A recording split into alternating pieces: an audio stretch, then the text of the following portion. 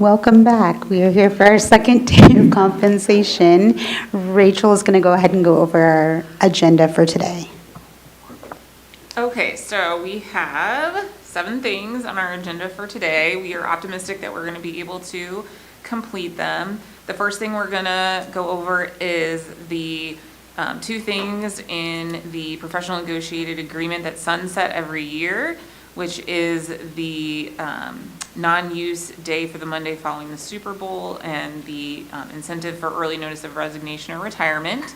The second item on our agenda is looking at new language in the negotiated agreement about compensation for those secondary teachers who agree to teach a 6th section.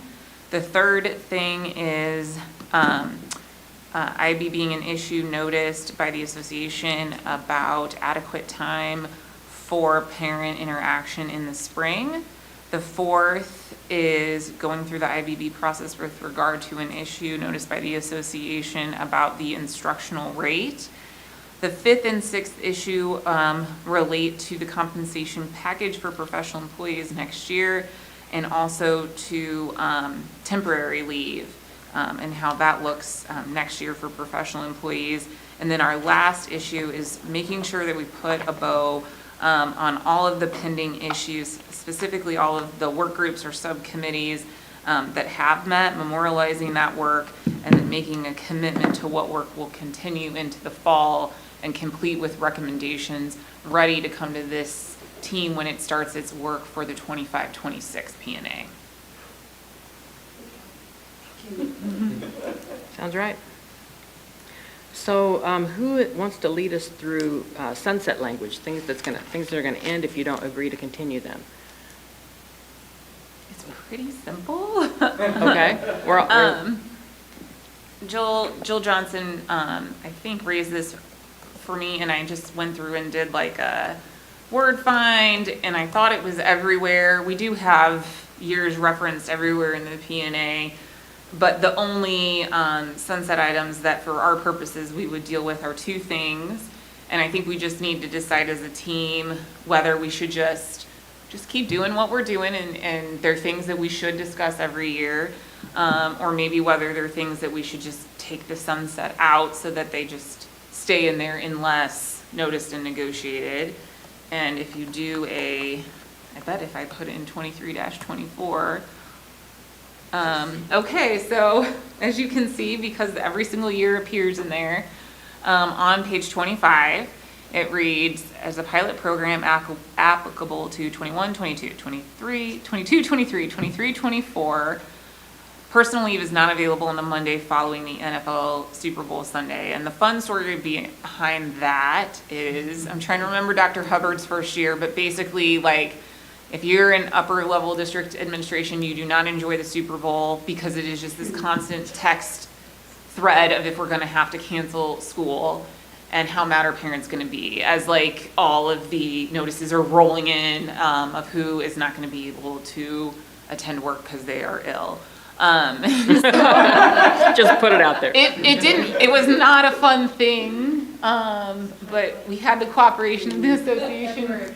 And I mean, it's because we have an incredibly awesome football team in Kansas City that we have had to put this in there. I mean, knock on wood, I don't know if we'll always have an awesome football team. So that's something to consider when we talk about whether we want to continue to make it year over year or not. And then the other one is for the early notice of resignation or retirement. Again, there is,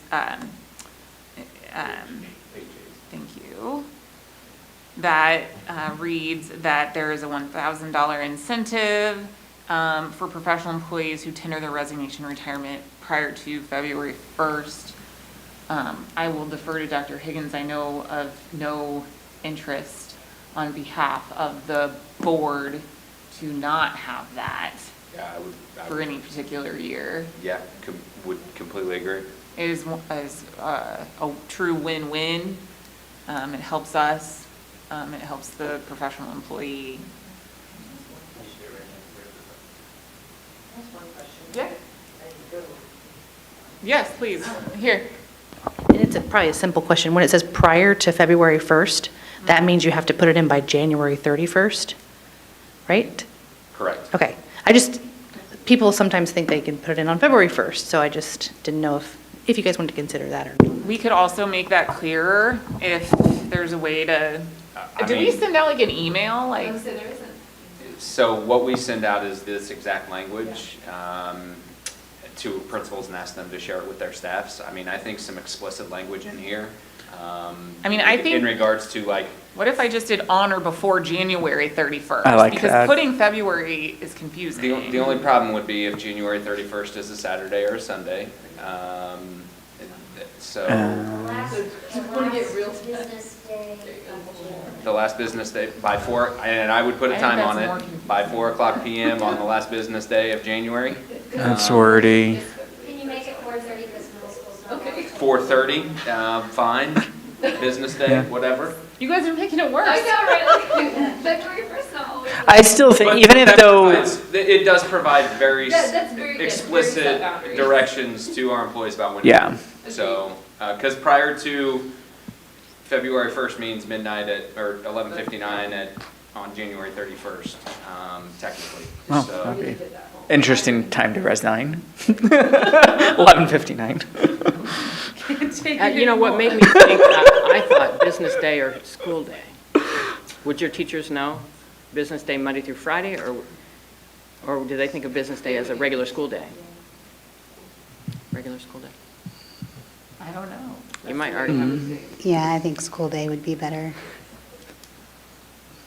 Okay, so I'm going to have to throw a hypothetical, and I don't think it's ever going to happen, but I could see it becoming an issue.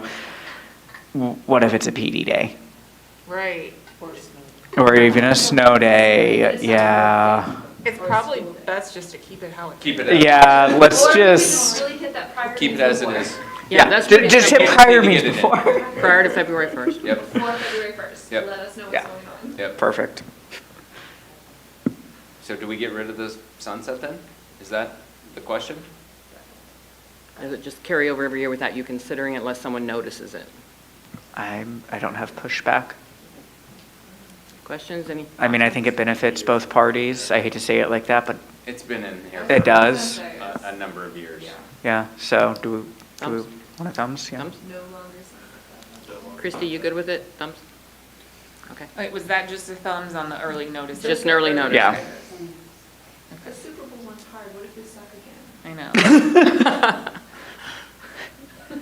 But what if we keep winning because it's in our contract? Sorry, that was my superstition. That's what they want every year, right? Like, my husband will lose it if we're not, number one. Right now, that is just an automatic off day? Is that what the current? No. Oh, No, No, it's still a school day. Yeah. Please. But what does it do? What does the language do? You have to put in your personal day the Friday before the Super Bowl. Oh, okay, so you're going to take it off whether they win or lose? Yeah. Yeah. You can't just. For clarification, if you're sick, you can still take a sick day. Right. Correct. But this was to prevent just unexpected sick days. Right. Correct. And it has been better. Like, since that happened, I have not, like, we haven't had we might not be able to hold school. It's been better. Because you already know ahead of time an average, Yes. about number of subs you need. Yes. And then it's just, okay. And again, I only have my world, my building to know about, and as a rep, I've educated my building about it a lot. I've never had pushback from members when I've discussed it with them, and they understand, hey, I've got to get my leave request in before now, and I know several that do it. And they're just very cognizant of getting it in because they know that explicit language. I think it's another win-win also. Not only does it support the administration in terms of being able to determine whether or not we can have school, the short staffing, when we do have school, it's other teachers that are kind of covering one another for those vacancies. And it supports the Chiefs. Sorry, I had to throw that And it plug. supports the students. There we go. Most importantly. Do you want to thumb it? Are we thumbing to no longer sunset it? Is that what Yeah, we're that thumbing? it'll just stay, right? That's the question. Is that going to ruin this year though? Because No, because remember, if it's in there, we win. Well, I know, but we're talking about getting rid of the year, right? So Are you guys? Sorry, This is a real let's conversation. thumb, Casey, let's thumb it and keep on track. All right, ready?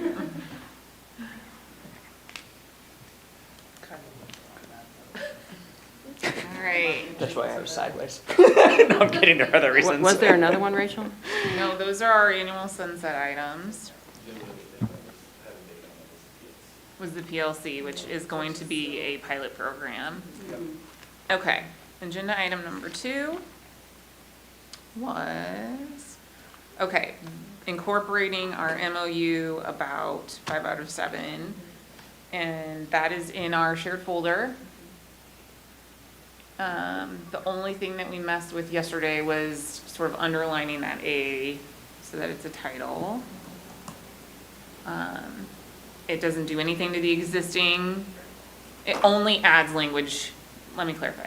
It eliminates a separate MOU. It doesn't change any existing P&A language. It would add language about how compensated when you agree to teach a 6th section. Did we all look at that yesterday, and do people need to look at it again? Or you can see it, I guess, you're in the shared drive.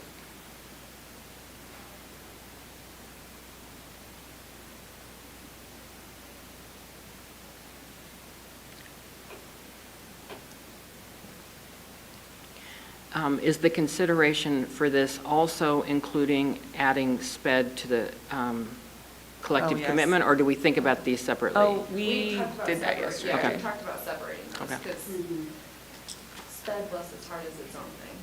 Yeah. Yes, we did But agree on yes, that one. Yes.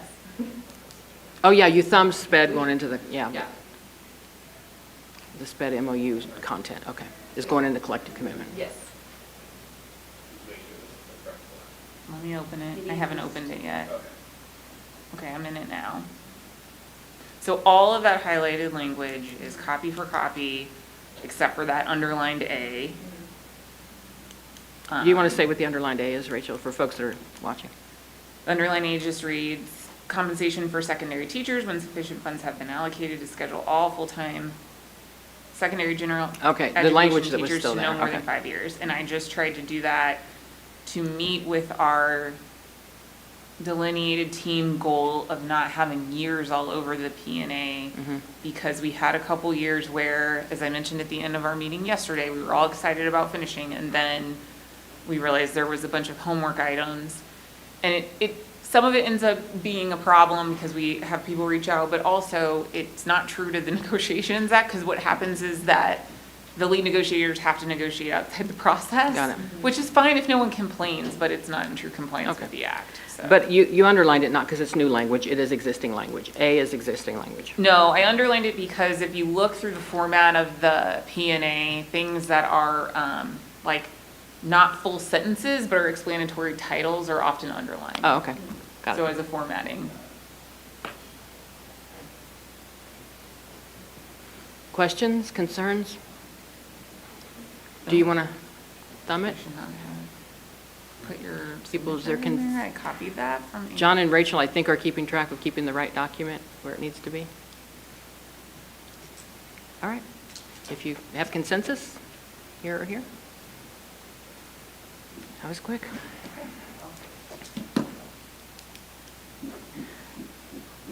I think Yes, the please. next thing, we're going to IBB, an issue statement from association.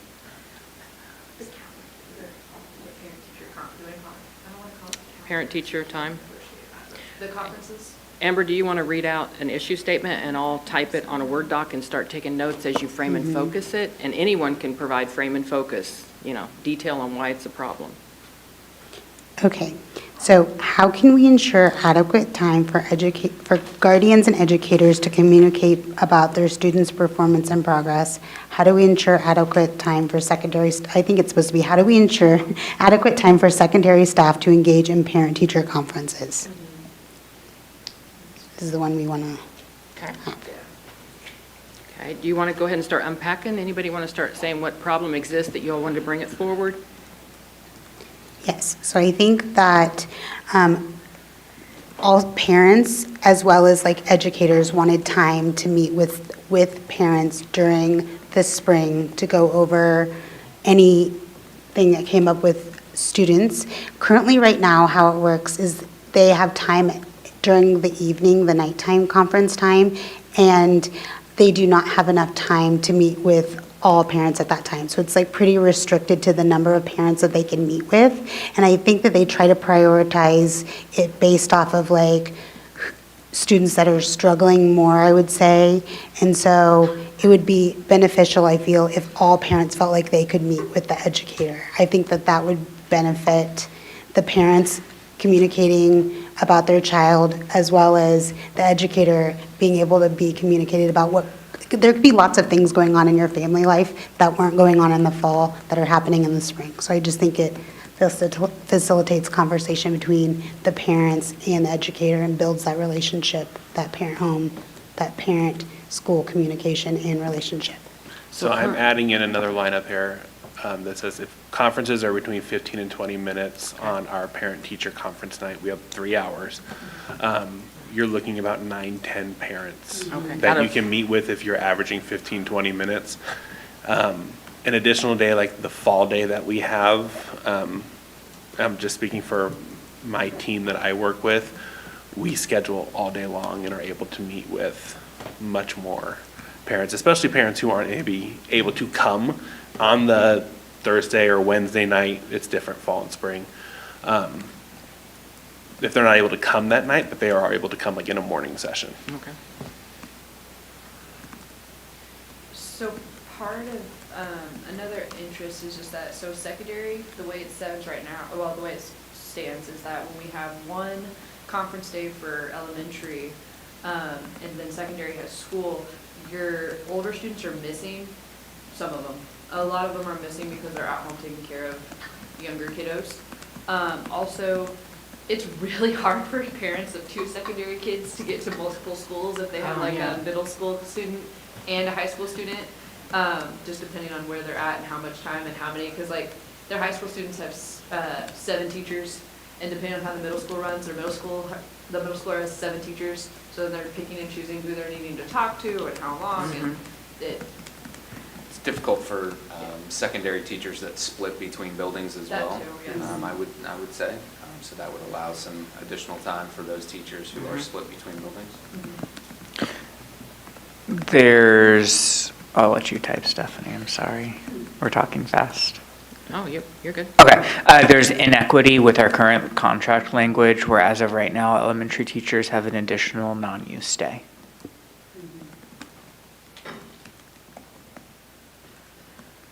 Elementary teachers have 1 additional day. Non-use day, because our contract's worded that you can't take conference days. As, Okay, yes, got it's it. a blockout day that day, so, yeah. Understood. I'm sorry, I'm not No, following. you're fine. So, so the way the contract's worded, it's a blockout day for parent-teacher conferences. So an elementary person couldn't take a personal day that day. They could be sick, but they couldn't take that personal day. Whereas I, as a secondary teacher, could take a personal day for that day. Because secondary Because I teachers wouldn't don't rep. have conferences. Because they don't have conferences that day. Right. It's a They smaller take next year's embedded. calendar. In next Yes. year's calendar, where Yeah. they both have conferences, it'll be a blockout day for both. Correct. Yeah, correct, for Yeah. all the employees. Smaller interest in this, but it still is one. I'm on frame and focus, and then we'll add it to interest, raise it under interest, under equity. I'm still typing frame and focus. In other words, describe the problem. And then you guys will tell me what your interests are based on that. Any other frame and focus to that? I mean, what I've heard is currently, there are evening conferences that tend to be limited in secondary. A small group of parents get the opportunity. 15 to 20-minute conferences maybe allows 9 to 10 parents. Some parents can't come that night. Older students may be missing because they're at home taking care of younger kids. Multiple kids at different levels. Parents have to pick and choose which parent-teacher conference I'm going to. And then that limited time makes it difficult for teachers who are split between buildings. And then under frame and focus, I just put right now, elementary teachers have 1 additional non-use day. And that might remind us to put equity under an interest.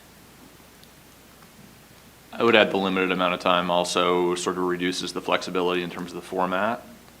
With 1 night, it does really sort of narrow it down to a pre-scheduled, focused on at-risk students is where I think a lot of schools Focus is have gone with at-risk. it. Versus in the fall, having the night and the day, gives the flexibility for maybe one of them to be arena style, where parents can show up at where the schedule works for them Okay. without having to pre-schedule. And then maybe another of those times can be more of that scheduled format. So then the current situation limits the structure that a teacher might choose to use for the teacher conferences.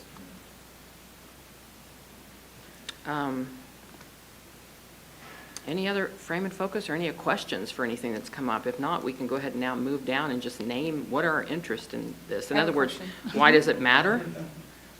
The interest, remember, the frame and focus is talk about the problem. Here's what's happening, so everybody understands the problem. The interest is, okay, so why do we need to fix it? What is this impacting? It seems like it's the same, frame and focus and interest are the same. Interest might just nail it more specifically. So just, there are some no-brainer interests that I heard is, I mean, you guys name what your interests are. I think some are student-related, but Memorialize the need to have conferences in the spring at secondary school. that'd be a solution. Oh, sorry. That's okay. Hang on, I have a question still. Yeah. Okay, so I'm a parent. You want me to screen share so you can see where I'm at? Not that, I just, No, okay, that's all right. I'm To a Rachel's parent question. of an elementary student, so sometimes I'm confused as to why we have second semester conferences, because I'm like, I already know the teacher so well, and like, we've established that relationship in the spring. I totally understand the need in both semesters of the secondary, because your kid has like totally new teachers half the time, but why at one point in time did we not have it second semester for secondary? I can speak as an elementary teacher on kind of my thought process behind my spring conferences. A lot of times when I am meeting with parents, I typically phrase it per my principal's guidelines, parent or teacher request. And what my requests come from is anybody who's receiving a tier 2 or a tier 3 support. So if they're receiving an intervention for extra support in ELA or math, I'm going to automatically request that conference. I'm also going to request that conference for behaviors and primarily there. In kindergarten, if I don't request it, I'm going to get a lot of parent requests too. Okay. It's just the nature of teaching kindergarten. Older grades, it's not as much. I will say in order for the night conference for those is needed for flexibility for the parents. They can't come and meet. We see a lot more parents at secondary in the evening, on the evening conferences, because that's when they have time. Yeah. And day conferences, we try to pre-schedule like a week or so ahead of time when we do that. That way parents can either request off or. Right. So was there a time when there was not a full day? I think Jill Johnson can speak onto that some. Yeah. Because again, if a solution that's being thrown out there is like, well, let's have it like hard-coded, then my question is, well, for one point in time, we weren't having it, so why weren't we having it? I can't remember what year it was, but we started doing the parent-teacher flex days, maybe 2017. It was when we got the full week off at Thanksgiving for the first time. So we started doing a flex day for parent-teacher conferences, and there was actually a year when we didn't have daytime conferences at all. And elementary after that year was like, we need it back. And so we put it back, but I guess when we surveyed secondary, there was enough staff that said, in the spring, we'd rather have a day of instruction with students. And then after COVID times, they've been noticing that more students and families, they've been wanting to see more students and families in that spring conference time. So anyway, that was when it first came off, was when we went to flex days Yeah, for. I would say there was, I mean, I remember as a teacher, the spring conference, and then obviously it went away for a period of time, and now it's back, at least for the next 2 years that we know of. So, yeah, I think there's that pendulum swing for or not for, as we've transpired over time, I guess. Was the thought with the flex days that then the calendar can be it was shorter? on, No, that's. to more encourage ongoing communication. Oh, It's okay. Yes. more Okay. Yeah. Consistent. So it wasn't just twice a year, it was ongoing throughout the year, because I think anytime we can meet with a parent, it's absolutely. Well, I mean, I feel that way as a parent. Yeah. Like, I don't wait for parent-teacher, I'm sure your parents don't wait. Like, when I get a thing sheet, I need to know that day. What happens. I would say another interest would be when you get new students into your classroom or at the secondary level, there's always schedule changes in the second semester.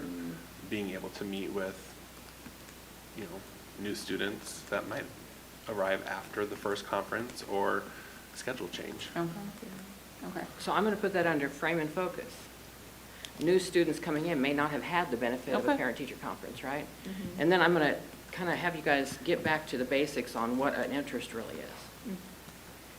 Because what an interest is not the argument for doing it. Usually as you unpack the problem, you start to understand the argument for doing it, right? But why is it important to meet with parents about student progress? Keep them as updated as possible about what's going on. At secondary, it's, if they're freshmen, that's their first year in realizing, this sounds bad and it's not the way I mean it, I promise, that grades are real.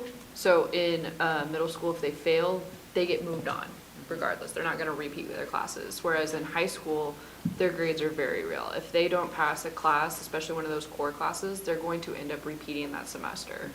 So that's a great time to get in there and talk with the student, talk with the parents, make them understand that like this is. When a student repeats the semester, what was that result in?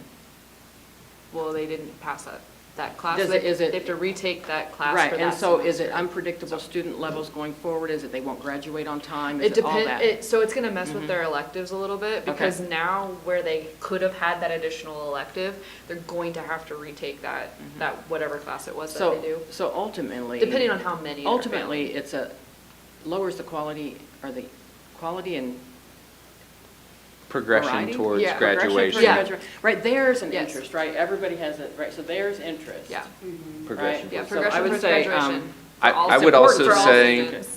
I would also say the partnership between home and school Yeah, is the home-school paramount to connection. everything that Yeah. we do. Uh-huh. And so any opportunity to build that is, it's critically important. I think that hits to something that Rachel mentioned earlier about the relationship, and the relationship is part of that, but I think that is, the point you made, I think is broader in the sense that I think we've often focused on students that are struggling, but I think more time allows for teachers to be able to spend time. We know that students that are doing well in school, even they have places where they can continue to grow. And so we've tried to make a transition into focusing on MAP scores, and within the MAP, there is opportunities for, this is the area where maybe your student, even though they're doing really well, is an area that they could continue to focus. And so I think more time allows us to dig into enriching students that are already doing well also. So that's a little bit of a student equity issue, kind of. I'm putting getting the best progress for all students, not just having to spend the time on the at-risk. So I have progression towards graduation, partnership with parents is central to success, getting the best progress or most enriched education for all students. You talked about equity. Kind of unpack that a little bit as an interest. Sorry, I have to Well, I think. think I hit a nerve when I was like, well, I don't know why elementary. No, you're fine. But now I understand. Yeah, no, Like- you did not hit a nerve, you're Okay. fine. Just a little I mean, it's okay. I love Like- a conference. Right. No, and so the equity to me is not necessarily embedded within the conferences themselves. It's more embedded in how our P&A is written as of right now about how I don't even know, let's say March 2nd, that's not the real date, is the day of the conference for elementary. I wouldn't be able to take that day off, however John would. As personal leave, I could still take sick leave. And there's just a little inequity between the levels in that. Does the PNA say that there's a spring? Yes. Yeah, just conferences, period. Anytime there's parent-teacher Because right conferences, now the it's PNA blocked just out. says there's conferences in the fall, Mm-hmm. but there are conferences scheduled in the spring for the calendar, so. So you're But saying. right now, the calendar has it for both, for all grade levels. Yes. Okay. Right, correct. So I would usually challenge you on equality versus equity. You're saying equity in terms of access to off days. Correct. Okay, and so, because no matter what level a teacher's teaching, it's really equality, not equity. Right, you're not saying, hey, elementary only needs this, so we're only giving them that, right? Yeah. Equity is needs-based. Correct. You're saying all, teachers have leave, and teachers should access it equally. Right. I mean, is that okay to say that? Sometimes I think equity is right, but in this case, you're saying, equal access. Yeah, I agree. I'm not sure if this is an interest or a frame or focus, but I think it needs to be said, and that's student achievement. Obviously, yeah. you know, the instructional minutes that are lost when we have parent-teacher conferences, but the impact that those parent-teacher conferences also have on student achievement. So just student achievement in general, weighing that out. And communication between teachers is nice. Because at secondary, we don't, well, that's not true. That's not true. I don't know anymore what all middle schools do. But at one point when we teamed, we would be able to quickly discuss a student and behaviors and grades and, you know, how things are going, whereas in high school, we don't team. So those days are also a good time that we can call that conference in for that team of teachers for that student. So that communication piece is big.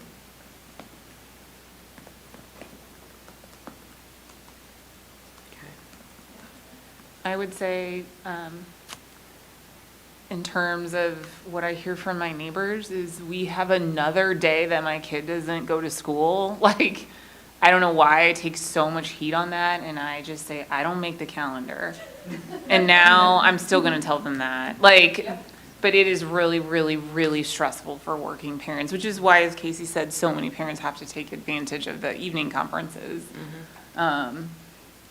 You know, when the board and Dr. Dennis is going about the task of making the calendar, the amount of interest coming from all different directions is intense. What day, you know, what holidays should be tried to work around, how many days kids shouldn't be in session, what the school year should start, when the school year should end.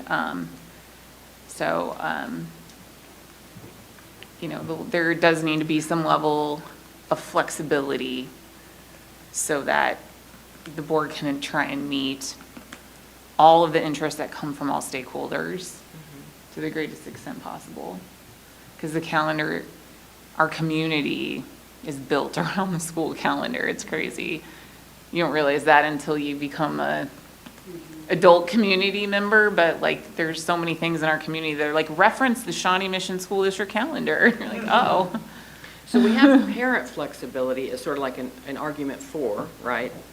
Adding an extra spring day. Flexibility for parents, but you're kind of saying the ability or the flexibility for the district to meet changing needs of parents and community. Yeah. I'd also say that an interest is, and it's been outlined through this process that we have been using at IBB, has been invaluable for district administration, and right now it's Dr. Dennis who's primarily responsible for the calendar, although he works on a team to meet in a timely fashion with the association's leadership, not only to check it against the P&A, but to get important feedback. It's resulted in a better calendar. It's resulted in a calendar that complies with our legal agreement. So I think Is that's it an recognize the interest. value of a joint committee that works? Is that what it is, a joint I committee? think collaboration. I would say collaboration for sure. So recognizing the value of the collaboration that happens Yes. annually around? Yes, and that's been happening every year, and I think it should continue happening. I think that's the reason why we have the day off after Halloween this year. Which like, That was brought by two sides, I think it was brought by. I mean, That was brought by again, me yeah, as a parent. yes, as a parent as well, And a trying to get teacher. your children to school that day, like, and it's a Friday, right? I believe the day was, And that was not, the district did not think of that, or did we? I'm sorry Well, I if I believe undermined the you, but day- I felt like that came from, you Blue know, Valley had it off this year. okay. So we were all like, It came from collaboration. I believe there was a day off on the Monday, and I was like, can we just move that to the Friday? Because then it would be Yeah. November 1st, you know, the day after Halloween, and I just thought that that was better for staff Yeah. and students and everyone. It's great, and we need to continue having. So I'm that. adding it as, recognize the value of collaboration around the calendar that And currently continued, happens. because sometimes we'll do something, like, I feel like there's been times when Dr. Dennis has been like, oh, wait, we have to move this. That's caused us to be out of compliance with the P&A, and Jill's had to come back in and run through everything. So I'm hearing a couple things, compliance with P&A, besides just recognize the value. In other words, don't, in the process of solving this, don't break the things that are working. And then honor current P&A language, unless you guys make a decision to change it. Honor P&A, but I want to go back to adequate instructional minutes. Assuming there may be more than one idea come forward, I would imagine adequate instructional minutes are an interest.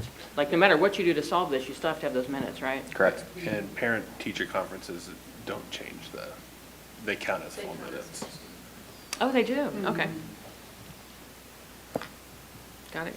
So it's an interest that you probably aren't going to violate. Any other interest? If you think of something that was like, oh, we didn't say this, then we can scroll back up and put it on. You probably have the same notes I do, John, so if you just want to keep on sharing as we brainstorm solutions.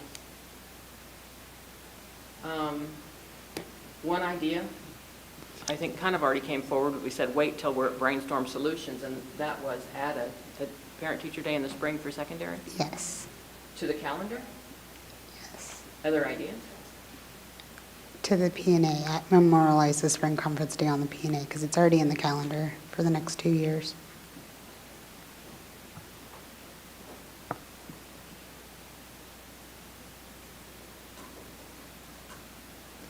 Other Conti- ideas on, yes, go ahead. Continue collaborative conversations around the calendar. To I- include the parent-teacher issue that is being unpacked. Yeah, correct, yeah. In other words, keep doing what we're doing, but make sure this gets in that arena of. Make being sure solved. it's discussed along with that. Part of the continue to do what we're doing is, at Hawker Grove specifically, I don't want to speak for all secondary, but in spaces where we can't fit parents into the one night that we have, we've referenced the flex parent contact time that we have that honors teachers' time spent outside of contract time, communicating with and meeting with families. And so we encourage both teachers and parents to take advantage of that for any additional parent conferences that need to be fit in that can't fit into the one springtime. So And that's a policy or P&A language that allows a teacher to, the flex time is part of the P&A. Yeah. okay. Does anybody know how much that's used? It's used extensively because teachers get a day off on Thanksgiving based on those hours that they log, and they get the last day of the contract year off. I based will on those say with hours logged. ongoing parent communication, and that's what the intent of that is. Typically, by the time I'm looking at if I were to need to add to conferences, I've already met my minutes. We'll come back and unpack each one. That was just sort of an on-off question, so we'll dig deep into that one. But what other ideas? Memorialize it in the P&A? So do we have a way of saying memorialize it, it's in the calendar for the next 2 years, so it's memorialized there and it's not in the P&A, is there? Right, I think it's memorialize the spring conference day in P&A, and it's reflected in the current contract calendar, but he's already wrote it's already in the next 2 years. So shouldn't that be a solution by itself? I feel like those are two separate solutions. Like in the P&A is one, and then reflect it in the calendar is another solution. It already exists, so that may be solving it, at least, right, for the next 2 years. So yeah, you can make it currently in the calendar for the next 2 years. That was a result So of- reflect spring conference day for secondary in In the calendar. the calendar. Just hearing some of the conversations around night times being the time that is most busy, and I can speak to that being the case at Hawker Grove also. Rather than add a spring conference day, another solution would be to add another spring conference night and make it both nights or some combination of night and day. How does that work? It would just duplicate what is currently there and just do a second night instead of the daytime. That, I think, would require some contract language changes because right now we are limited to 5 night events. Depending on how buildings run, there may be a potential for that to be a solution. I would say for teacher morale, I would highly push back, and I know I'm supposed to be open to solutions, but I would highly push back on having teachers stay 2 nights in a row. I wouldn't think it would have to be 2 nights in a row. Guys, let's Correct. unpack- No, it wouldn't. I agree. Let's unpack it. Let's get more ideas. Keep spitballing a little bit so we have more to choose from. What How if do you we- put professional development and conferences under keep the collaborative stuff going? What if we put something, language in the P&A that said by X date every year, a district person will meet with association person to receive input on the draft calendar? Because Is that different than the collaborative conversations that already happened? Well, I feel like we have an issue statement that's raised every single year. And there may still be reasons why a similar, I mean, you guys could raise whatever issue statement you want every year, but as a result of that, that meeting has always happened. The district's always willing to make that happen. I think that's a whole new idea, John. But we could have something that memorializes that that before a draft is presented to the board, we would sit down with whoever the appropriate person is and receive input. And then that way we know what happens and that box is checked. And can you describe how it's different than what happens now? It's not, it would just be a right You would be- incorporated into the P&A. You would be memorializing. Because right now, there's nothing that says you have to meet with NEA leadership about the calendar. And I think It's just like a good faith Right, effort, I guess I could call it. And amazing that you do that. We definitely Yeah. thank you for that. But again, a concern I've expressed, that just helps ease that concern. A concern I've expressed several times at this table is it's great now, but the reality of it is, and just like Sherry got nervous when I said this, Rachel will not always be here, and all the people that do initiate those meetings won't always be here. And so language like that makes me feel better. And calendar, as Rachel has said, is a management right. Absolutely correct. Yeah. So, you know. Yeah. The thing that I feel about, like, when I think about that is, it's a flexibility issue, but also there may be times when the association doesn't want to have to stand behind a calendar, right? Well, I like that better than if we add just A in spring conference, then at one point, if we go back to not needing it, then we'd have to do it all over again. And this Right. allows that flexibility piece of, we can meet, discuss it, and go from there, especially since we like to get the calendar out a couple years in advance, which is also really nice. Right. So, And then that also opens up to other conversations that might need to be had, like the day after Halloween. It just opens up to any of those other discussions that can be had in a very cordial manner. And the P&A does say conferences will be identified on an annual basis. So I Right. think if we, to flesh out what that solution would be, is it would require an annual before it's presented to the board. We would sit down, review the draft, receive input and feedback. Can we test that against interest? It seems like we have a lot of Yeah, traction. you're right there. You're right there with me, yeah. So do you want to test that against interest or sort of go through the list? It sounds like this one's getting traction, so I would say let's just test this one and see how it does, and then just for time's sake. I just didn't hear much about, I kind of cut it short on the add additional conference night. We sort of cut that short. Was that, I don't know that we were understanding fully what you were saying, so I don't know, Chris, you want to talk more about that? I just don't want to cut anything short, but yeah, I think we need to test that bottom one against interest.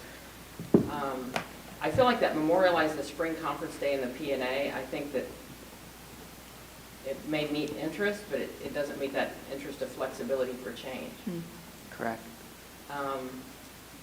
And then reflecting in the calendar the next 2 years is already in existence, so I don't know that it solves anything. And then it just, those continuing collaboration conversations is the same as the bottom one, but it's memorializing the conversations, right? And then flex time and all the, flex time, what were you saying about why you feel like it wasn't a solution? Well, with the flex time, I'm communicating with parents almost on a daily basis. I don't know in the secondary world if that's the same or not. Sorry, don't give me looks. That's my ignorance on the secondary world. I mean, we communicate pretty frequently, and with Canvas and Skyward, it's pretty And that's easy a to good check point. grades and stuff. But I will say on the flex days, so once you've hit your hours or your minutes or your communication goal, I'm gonna call it, I guess, that flex day allows us to work anywhere from that day, so I don't have to come into the school. I can still, I'm still using it to communicate, do things, but I don't have to be at the Face-to-face. building for that. If we don't meet those hours. Right. If we meet those hours, it's a day off. It's a work from anywhere day. You've pre-worked I the mean, day. We've Work- pre-worked the day. It's recognizing that teachers are having that ongoing communication and rewarding, I don't know if rewarding is the best phrase, but rewarding teachers for that ongoing. Well, and the reason I'm asking, because, first of all, it has to solve the problem, right? And then test against it. Right. But I'm wondering what it does to equity in terms of non-secondary teachers have that flex time? Yes, they all do. It's just a matter of if you're hitting that, like, there's an email sent out like, hey, if you hit your minute, or if you've hit your communication or your PD, your flex day is coming up, so make sure that you're doing those things. So, Right. because admin also like to have an idea So of then who's for going to be in the for building. non-secondary They do it as well. yes. teachers, they don't have, they may hit it, but they're not having to do as many as their parent conference. No, it's all the same. Yeah, it's all the same. No, It's but Same just they're minutes. not, they get 2 times to do parent-teacher conference, correct? in the spring.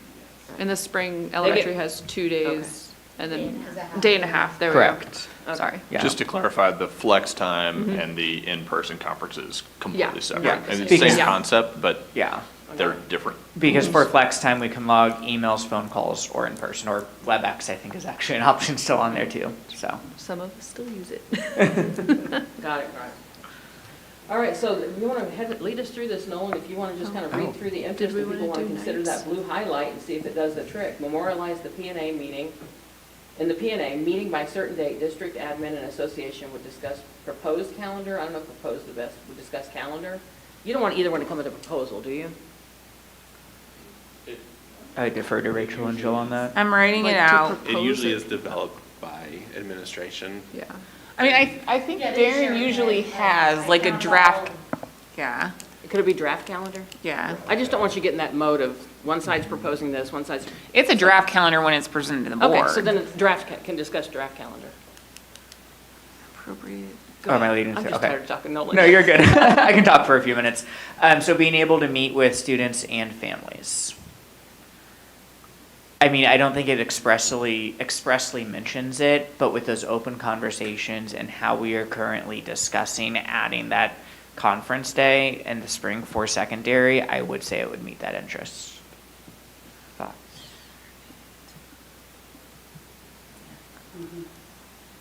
Okay. Flexibility for parents? Yeah, because we are having that open conversation again. Keep parents updated on progress. Again, I mean, I would say that's conversations that are going to be had within that meeting. Progression towards graduation. Yep. Better communication. Partnership between school and home, giving the best progress for all students. Yep. Equity in terms of the blockout schedule. Could. It could. I think if those, that would be another discussion item that I think should be brought up within that meeting, but yeah, I could see it. Student achievement. Yep. Communication between teachers, again with the discussions within the meeting. Continuous feedback / collaboration regarding development of calendar, 100%, that's probably the best one that means. Compliance with P&A, honor P&A language, again, they're going to have to honor the P&A language within that meeting. And conferences count as full student minutes, I think that's just more, Frame and focus, no, I guess. yeah. So I would say it meets all of our interests. Anybody see one that meets more interest? Or is this any discussion, or do you want to think about seeing if there's consensus on this? Are we just talking about the last one that's highlighted right now? Or are we eliminating any solutions? Well, yeah, I mean, I guess that's how we usually do it. Right. Oh, yeah. I'd like I would like to to eliminate, eliminate add additional. additional conference night, I'd like to eliminate that, no offense. It's a good idea. I would eliminate the memorialized spring conference day in P&A. Yeah, I'm fine with that. Mine's been doing that too today. I don't know why. I thought that was the strike-through. And then that Command Shift X. reflect it in the calendar for the next 2 years. I mean, it's That- an immediate solution, but it doesn't do the ongoing. So It's already done. can we And I get think in started? our joint statement, I will write that that was an outcome of our negotiations, like because of those conversations that have happened. Continue flex day / time with ongoing parent communication, that's in our P&A right now, so Well, unless, and, yeah. yeah, that's gonna continue. I mean, you're going to continue flex days. People are saying it doesn't necessarily solve the problem. And then in reality, the third and final bullets are basically the same. It's just the final one memorializes it, in my understanding. Yeah, those are the same, but you're memorializing and you're adding a hard date to it. Or are you adding a hard date, or are you going to say prior to blank? So I have another question that I should know, but, so there are times when like calendar tweaks happen, right? And I don't want to get into like a grievance situation where like we just have like a minor, like, how often do we have like, oh, we got to resubmit it, we got to resubmit, like, I don't have a good answer to that. because I thought about, so here's like my just chicken scratch. Prior presenting a draft calendar for an upcoming school year to the Board of Education for its approval, for its initial approval. An appropriate district administrator will meet with appropriate NEA-Shawnee mission leadership and get input and feedback on the draft calendar and ensure it complies with the below outlined dates. Yeah. The only reason I was thinking initial approval is like, I don't want to If have a there's a grievance change. because we had to move like something that we knew did not impact any. I see what you're saying. Because I know sometimes all of a sudden there's like, oh, this little thing here, and then, Yeah, there are times when, like, I think it was a couple years ago, we actually had spring break in a different week than the rest of the Johnson County schools, so we had to go back to the board and make that change. So could there be language around if there is a change, brief like major, communi- minor, or like, for its initial approval or approval of any, what's another word for like major? Because I mean, if spring break moves, I think That's a major change. That's and a I major don't- change. And there may be, my any thought process is that significant- there should be still a discussion if that major change Or approval of happens. any significant calendar change. There'll be another, they'll confer again. It's a little, but, I mean, yeah, Yeah. yeah. Yeah, and again, it's already happened. My whole point again is Memorial. just, I kind of like it's great, this it's awesome, I because want it to continue. In years where you guys have this as an issue statement, where really all you're wanting is to have that, you wouldn't have to have that as an issue statement. could Now, if just it's be that- more, you would want to, Yeah. but, Yeah. okay, so what I have is prior to presenting a draft calendar for an upcoming school year to the Board of Education for its initial approval or approval of any significant calendar change, an appropriate district administrator will meet with appropriate NEA-Shawnee mission leadership and get input and feedback on the draft calendar and ensure it complies with the below outlined dates. Yeah, I'm happy. Everybody want to comment? One Yeah, comment. go ahead. So when I hear upcoming school year, I think immediate next school Oh, year. for an upcoming school year? Yes. Because sometimes Because we, that reaches, Yeah, that could that's- reach us out beyond more than for just the an next upcoming year. school year. Good Yeah, catch. Good point. Okay, got it. Need a thumbs. We do need a thumb. Cool. What capacity Do can I- people want to do a Break. 10-minute? Yeah, let's do a break. Yeah. It's about 7 till, come back just a few minutes after 3. Okay.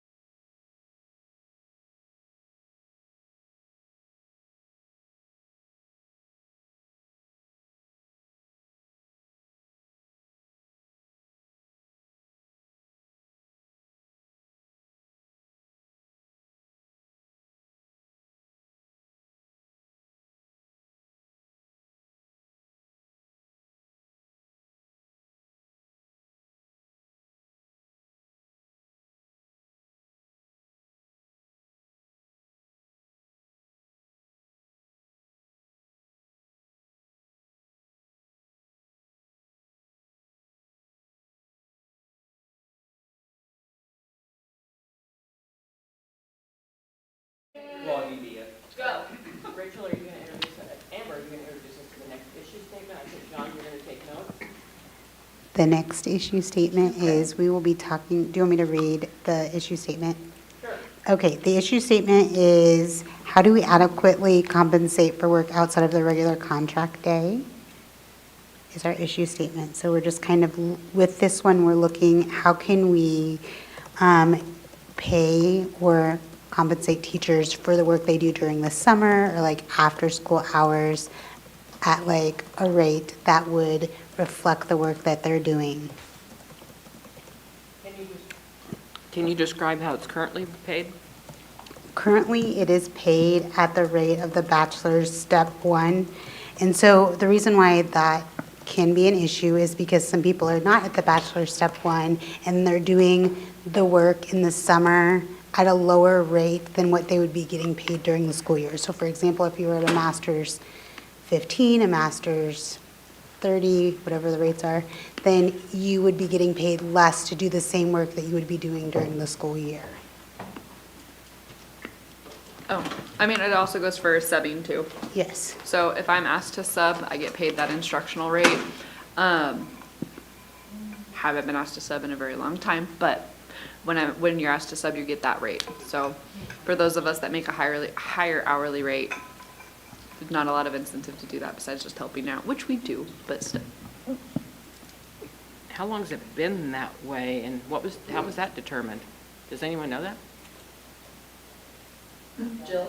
It's been that long. It's been in the contract that ways for 30 years, 35 years. Linda says it's been that way for 30 years. Or more. We don't know. What are people curious about? What questions do you have about this problem? Is there a problem with getting people to do work outside their? I think that it causes the district to have to contract outside people, which I feel like would be more expensive than paying someone the rate that they would be making during the school year. I also feel like because we contract outside people, that they're not, when we contract outside people, they would not continue to get to build a relationship with the students if it was the person actually working with that student. Does that make sense? So if I am their SLP and I evaluate them, it would be more informative to me to have that information than if we contracted an outside person to do that and then they wrote up the IEP or whatever it might be, or worked with the student.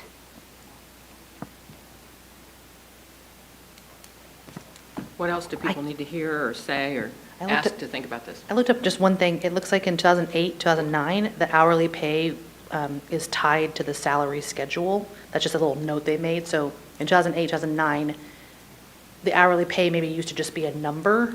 And then during that negotiation session, they tied the hourly pay to the salary schedule at BS, Bachelor Step 1. At the bachelor step 1 So- level? And that would be, so it increased automatically every year. Okay, got it.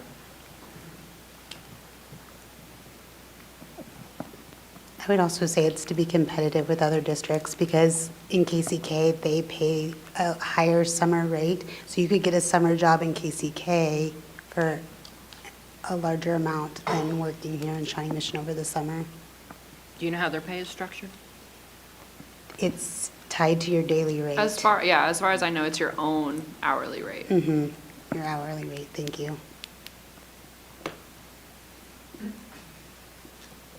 Other questions?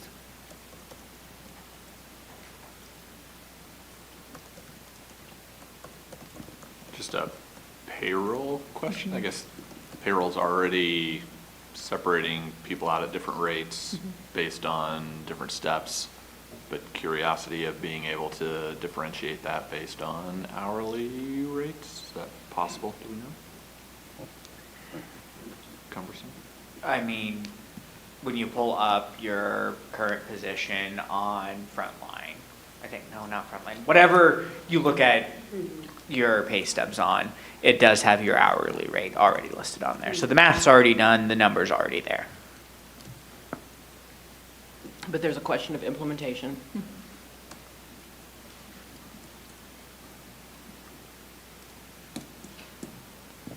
Just a clarification on bullet 3 up at the top. If you are asked to sub during your plan time, you're not paid at the instructional rate. You're paid at $20 an hour, which is less than the instructional rate. Less than a bachelor step 1? Yes, significantly less.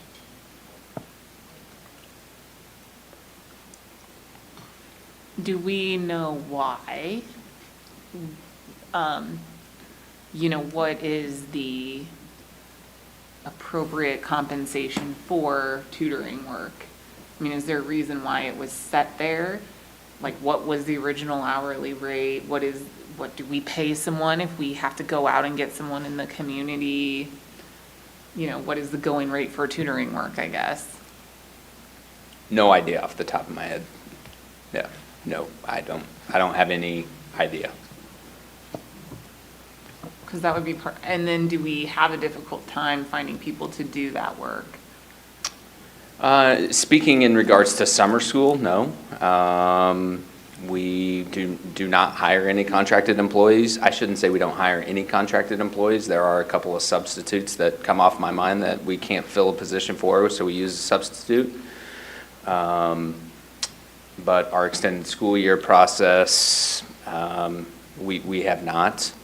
I would say for after-school tutoring, that's not something that speaking as my time as building principal, did we have people beating down the doors to do it? No. Did we work with contracted employees? Absolutely not.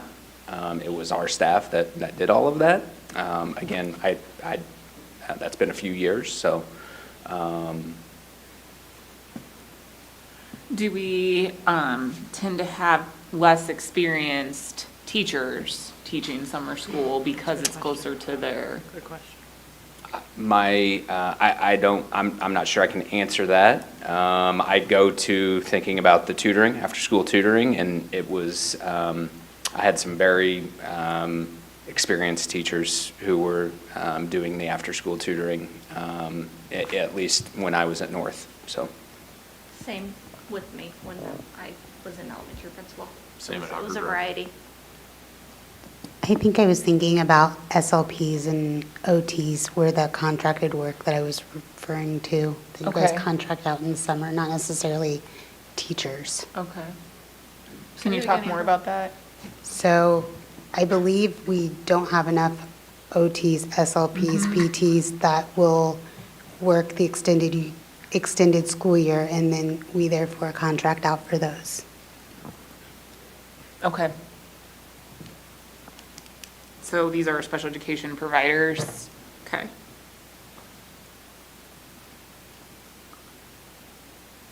And I don't know what the contract rate is, like, I review those contracts, but I don't know what the comparison would be.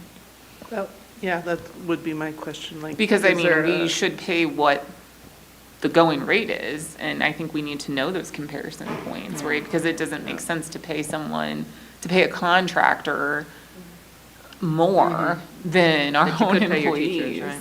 But we need that information.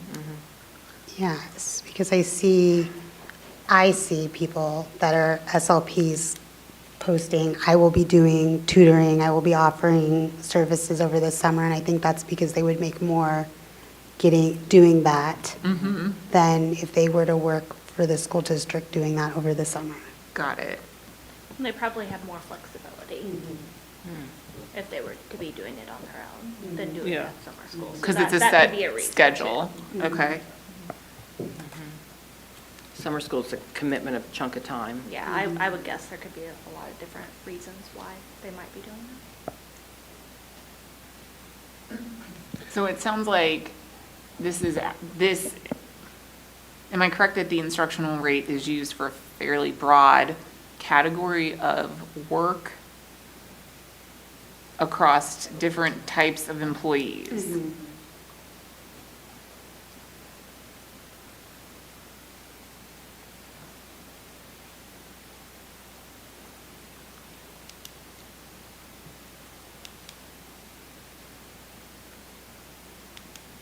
Amber, do you know how many we contract? I wasn't aware of that. I do not know that. Jill, do you know how many we contract? I mean, I do know that the special education department is regularly sending me contracts to review for the types of positions that Amber is listing. Part of it is that, Is it specifically for summer? I don't That's why I know. wonder. No. Or throughout the school year. It's both. So I will tell you that the ESY programs, we do not, we have a priority hiring of our own employees and new hires. That is our priority. We have hired some substitute teachers through Kelly Education when we can't fill in our position or whatever the case may be. I have an email out to find out what that looks like for this summer for ESY specifically, because I mean, I've got the list here, but I don't know if these people are our employees or not. But it's not, I would say we do more contract services during the school year than we Right. do in the summer.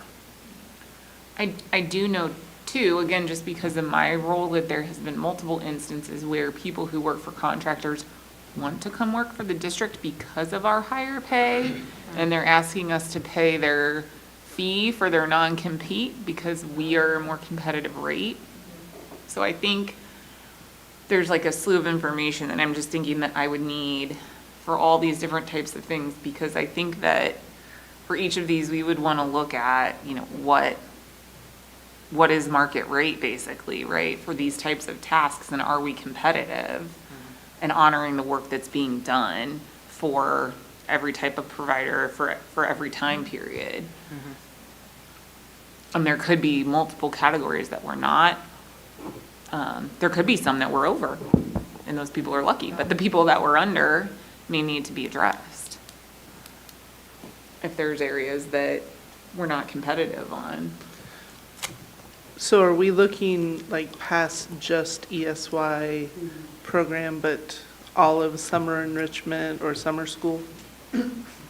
I was thinking it's anytime, like when tutoring, people would probably want their hourly rate. It's anytime someone's working past the contract day is what I took it as to mean when people have brought this issue up. So to add to that, there are two different rates. There's the instructional rate and there's the non-instructional rate. So beyond the school day, some of those activities are paid at the instructional rate. Some of them are paid at the non-instructional rate. It's dependent upon the type of work that's being done. What is non-instructional? Selling tickets at a basketball game. What's the rate? Like running the clock. Mixed or The, supervision. the non-instructional rate is $25.37 an hour. The instructional rate is $31.72 an hour. The $31.72 is based on bachelor step 1. The $25.37 is probably based on something, but I don't know what it is. It might be like 75% Of that, it could be 75, 80%. it's listed in that agreement. So, So Amber, just to restate to make sure I understand, the feedback you're getting is, well, I'm at this point on the salary schedule. Nolan says I can see what my hourly rate is, so I'm kind of disincentivized because now I'm here and I know what my rate is. It would be great for like our new hires, it would be great because that's what they're getting. And then, yeah, as you're, like, I would be taking a pay cut to work summer school since it's at that 31.72. So, Which goes back to your question, how many newer teachers are doing summer school versus Yeah. more senior? so And then I think it becomes a question for each position, because is, you know, what do we need to do? What is the market rate to make sure that we are appropriately using public dollars, right? Because there may be some things that we aren't paying the right rate on, and we need to go up, but there might be other areas that if we over-incentivize it, it's not an appropriate use of public dollars. You guys may be, this is third-party perspective. You all may have a difficult time coming up with solutions that solve a problem and meet interest when you don't have some of this information. I'm going to say, by way of example, when you all were framing and focusing, I was writing down the interest I was hearing in case, when I got to interest, in case you didn't say it, I would say, I heard this, right? I heard there was an interest in cost saving, the value of an actual Shawnee Mission teacher, relationship with students, being competitive with other districts. How do you know if you're going to meet these if you don't know how many actual Shawnee Mission teachers are teaching versus not, how much you are spending versus not? And if you're competitive with other districts, maybe you can figure that out, but can you figure out if you're competitive with that job regardless of the district, right? So it feels like it'd be hard to say, okay, are we going to meet that interest without more information? That's one thing I'm thinking, but what are others thinking about how we progress in this? I don't want to take you into brainstorming solutions when you don't really have the data to figure out, did you solve it? And did you meet interest? Unless you guys can see a way that you could. And I also think there's a missing interest that I'm going to challenge a little bit and say, remind you, there's not a bad interest. The only bad interest is the one you don't state, right? The only bad interest is the one you don't state. I mean, sometimes I'm blown away that teachers still work for the pay that they make, right? I'm just blown away by it, and I was blown away yesterday. No judgment of the district. It is what it is, right? It's driven by a lot of other things besides individual districts, but when I look at that 50,000 up there, you know, and I know Shawnee Mission actually is pretty competitive, and you guys go quite a bit higher, but if there's an interest in just helping teachers increase their overall salary, that isn't a legitimate interest to state, right? If you don't state it, it's going to feel like we're solving the problem or not, and, right? You may think certain things don't solve the problem because you didn't state as an interest, and I would guess that might be an interest, right? If I don't know. Like or if you're not. willing to work during the summer.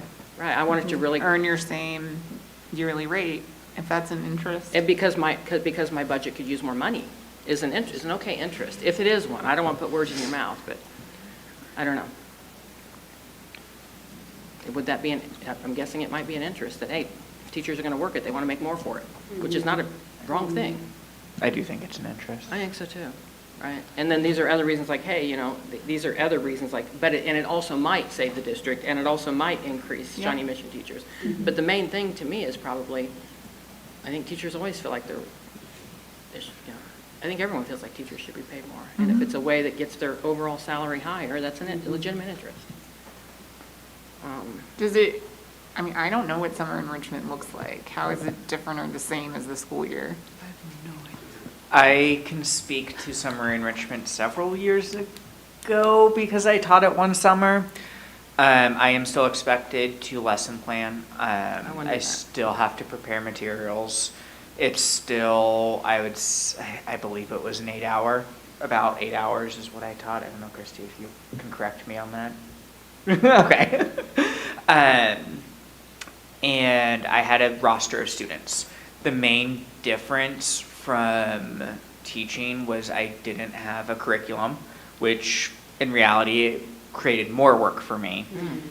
And I did not have state standards that I had to teach, which was somewhat easier, somewhat a challenge too. But Do you grade? no. Is summer enrichment something that parents have to pay for? Yes. Yes. And there's not special education services during those summertime. Correct. So. 'Cause it Summer sounds like enrichment useful classes, situation. I also had between 1 and 2 educational aides with me within the classroom at all times. And there were 2 sessions. And 2 sessions, yes. I had a morning session, afternoon session. I don't remember how many weeks. And is it This like- was a while ago. And is it a band of grades, or are you teaching one grade? It was a band. I did a summer enrichment science course. I want to say I did a K1 or a K2. Again, I don't remember exact. And I think it depends on what you're teaching, right? So if you're doing a science class, you might only offer that for 3 weeks. Correct. Yeah. So. Yeah. What about the tutoring I'm hearing? Because tutoring, you wouldn't have lesson plans or. You still would Oh, you have to still do? lesson. Okay, I Yeah, didn't you know would how still that lesson plan for tutoring. Okay. Correct. It would be. Maybe. So high It school. just- Yeah, high Depends. school's Yeah, I'll say it different. depends. It depends. Again, reflecting High back school's to gonna show up probably and we go 7, 8 years ago when I tutored, I had to do a level of planning. for how I was asked to do my tutoring. Because they're not showing up with work from their teacher, right? Depends. You are their teacher. Depends. Oh, depends, okay, got it. It depends. Yeah, Got yeah. There are several different structures that our schools follow when doing tutoring, but it's different, 3:30 to 4:30 Yeah. generally. Yeah, I think that was about the Like hours a I couple did it. days a week. It's non-traditional classes also, right? So it's cooking, it's science. Summer enrichment, not food. tutoring. Right. Yes. Okay. What do you guys think about wanting to? It is very similar. I hate to relate it to a summer camp or like a day camp, but it is very. Kids learn during those too. Yes, It's they fine. do. You can Yeah. relate that. And I don't know, maybe I do like how you just said that. There's a What lot is of the, camps. what is the summer school That's why so day? many What's the, kids go. what are the days? Right. Start and stop time. 7:30 to 12:30-ish, I think. 7:30 to 11:30. Oh, but this is paid by hour, so that's really not relevant, I guess. This isn't hourly, right? What do you guys think about information you would be wanting to get your hands on in order to dig deep? If you were to think about competitiveness, or is that the appropriate pay for the work? Things like that, what would you have to look at? I would want to start with a chart of all of the types of duties that fall into this. That's where I'd want to start. And the credential, like, do you have to be And then licensed? I hours. assume you have to be Yeah. licensed to teach summer enrichment? I believe when I taught summer enrichment, that was a requirement to be licensed. So I'd want to list those under each of those and think about that. I would want to look a little bit about other districts, but also then to the extent that we use outside contractors, how much do we pay those?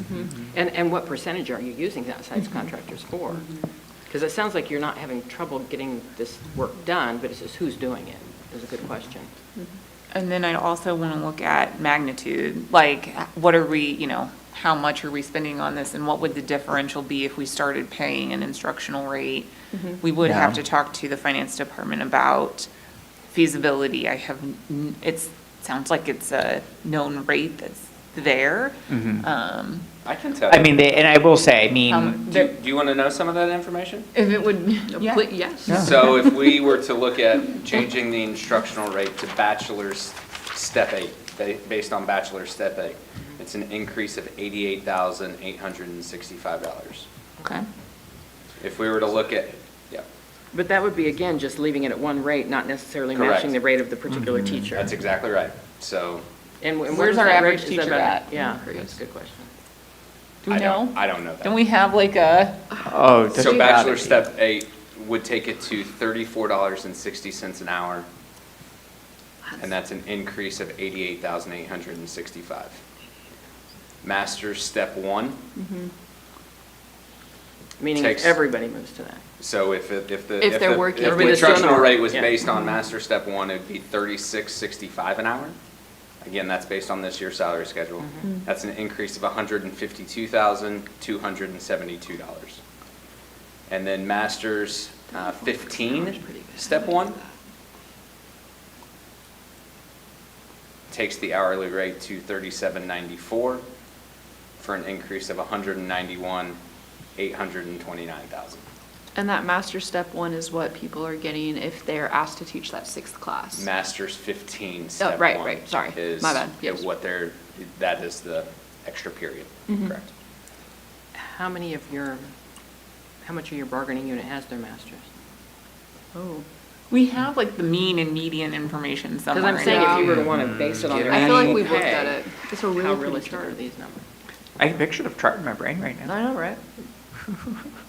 I don't know where it lives. I mean, it's good to kind of back of the napkin it a little bit, but I don't want to know what my hour.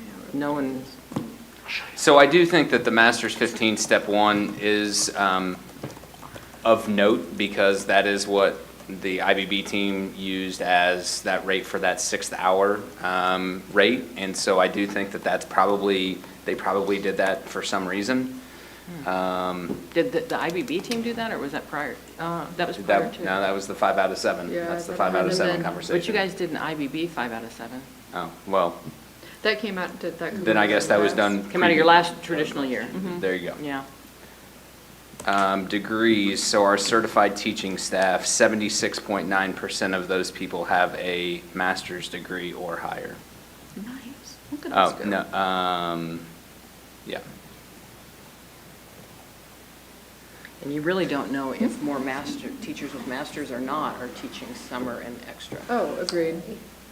Agreed. Yeah, to get more specificity on who, What the real cost is, you need to know that. yeah, this is, yes. If it was going to be based on actual People. salary, yeah. Yeah.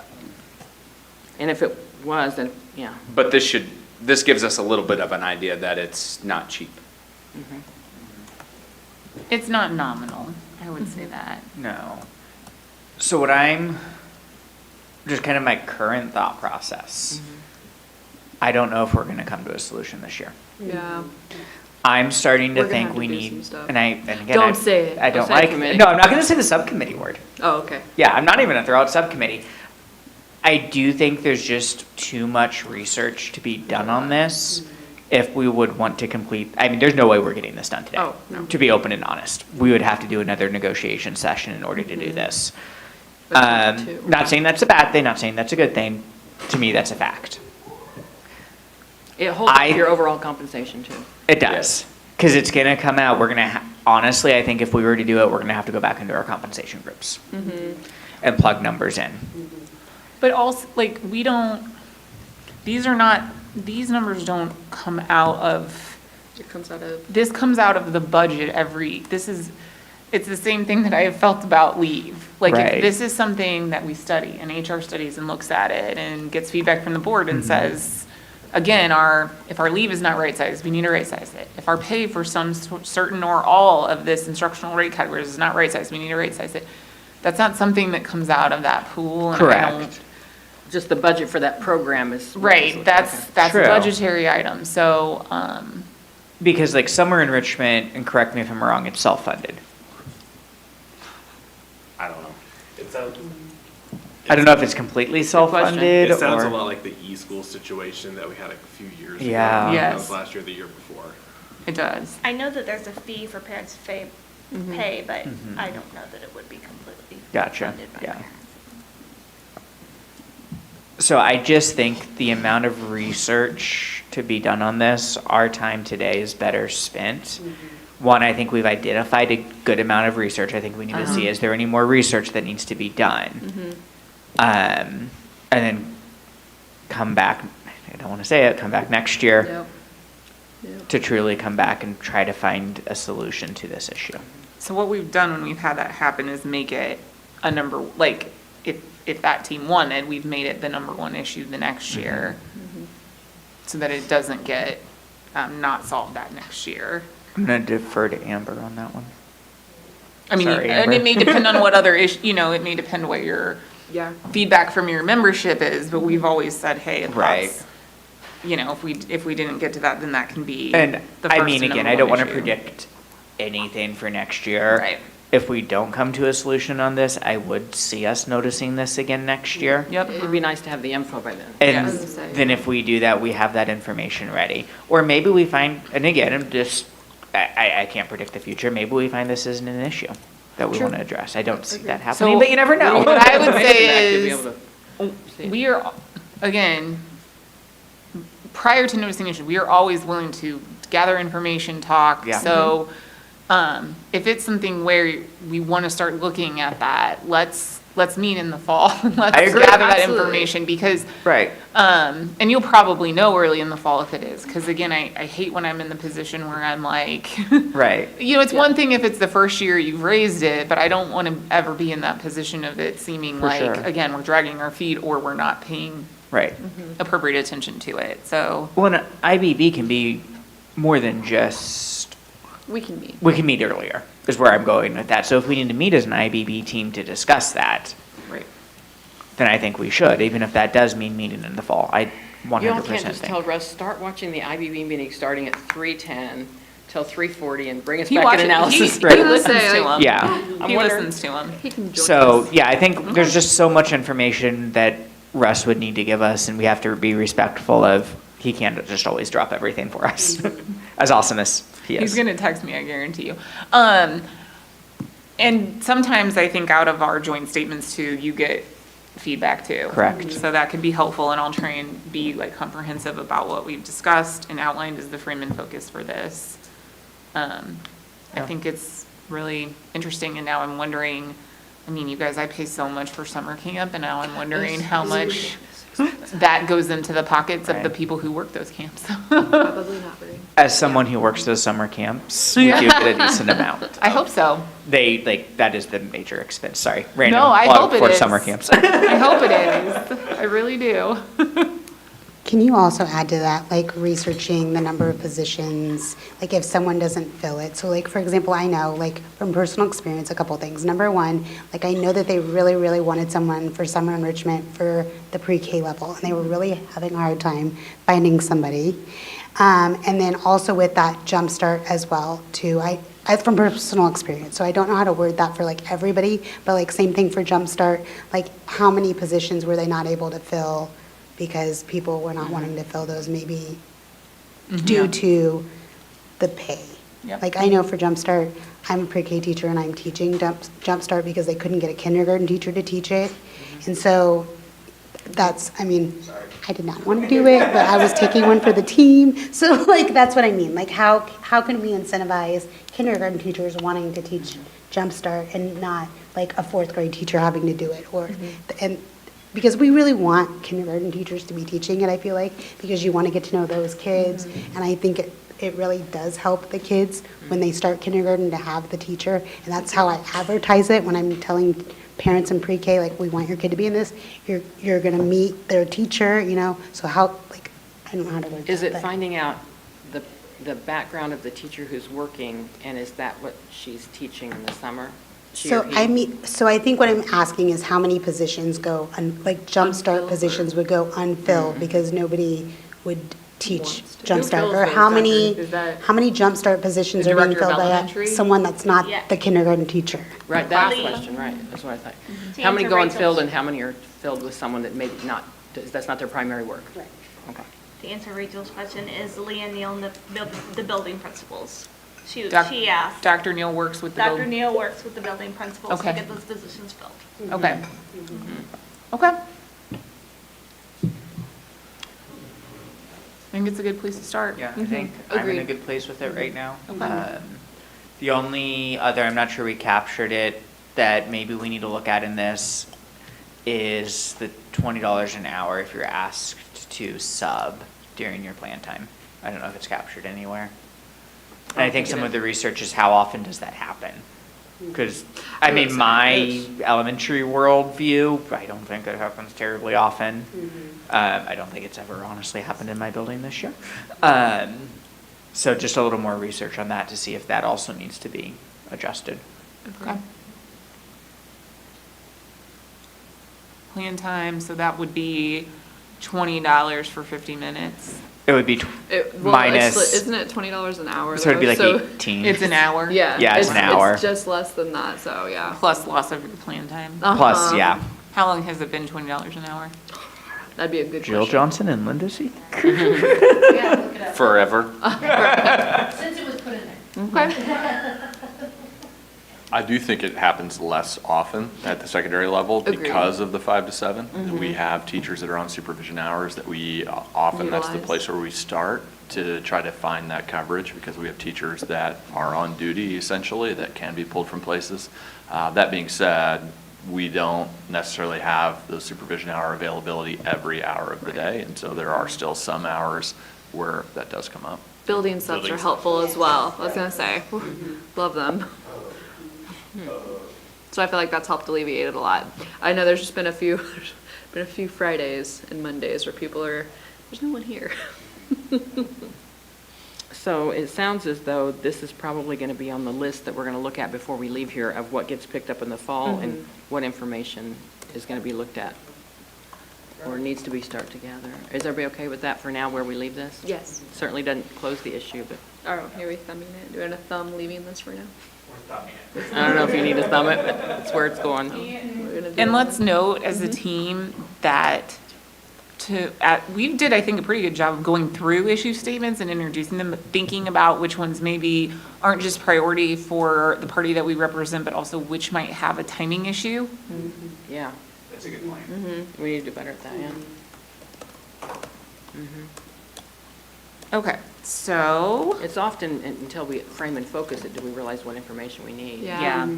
I do think meeting earlier would also be beneficial to that too. That way we can have some time and we won't feel as rushed, so.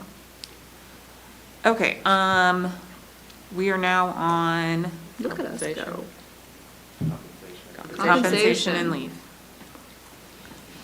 So I'm going to say that we did come with a third proposal from NEA-Shawnee Mission when we met today. You came up with a third idea? Yes, because we really do feel like we have a lot of teachers that would like additional leave. Like that was number one. We're still hearing that that's very important that they have additional leave days. So did you add it in there? I think I have. So of the Okay. people that filled out our survey at the beginning of the year, like 67% of them, like just this did was their, zero we gave for them a list of longevity. things that they would like Oh. to see, and 0 for 67%, longevity. that was their first, that was their most, that was it, like more leave, so How does that fit in? just to put a little oomph behind it. I thought we did 5.4, it's 5.4. What was it? 5.38. Oh. Sorry, it was off. Oh, okay. 50, 5.38. Okay. It was changed on the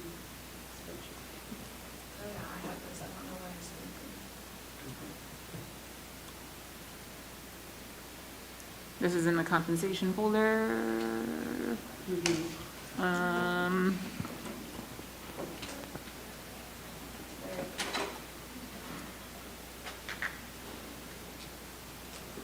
So John, what you typed in there is the third proposal?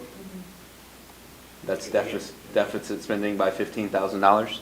Oh, no, that was not right, something's wrong, we've done something wrong. Take your time. Is that right? Oh, yeah, that was wrong. That's fair. That was it. Were you working in a spreadsheet that had an error? No. No, that was It's in the main one. it. Yeah, that's what we wanted to have, 2 days.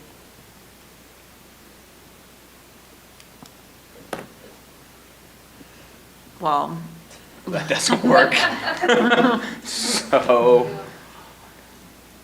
I mean, bump the 5 point, what does the 5.38 need to go to then to make it work?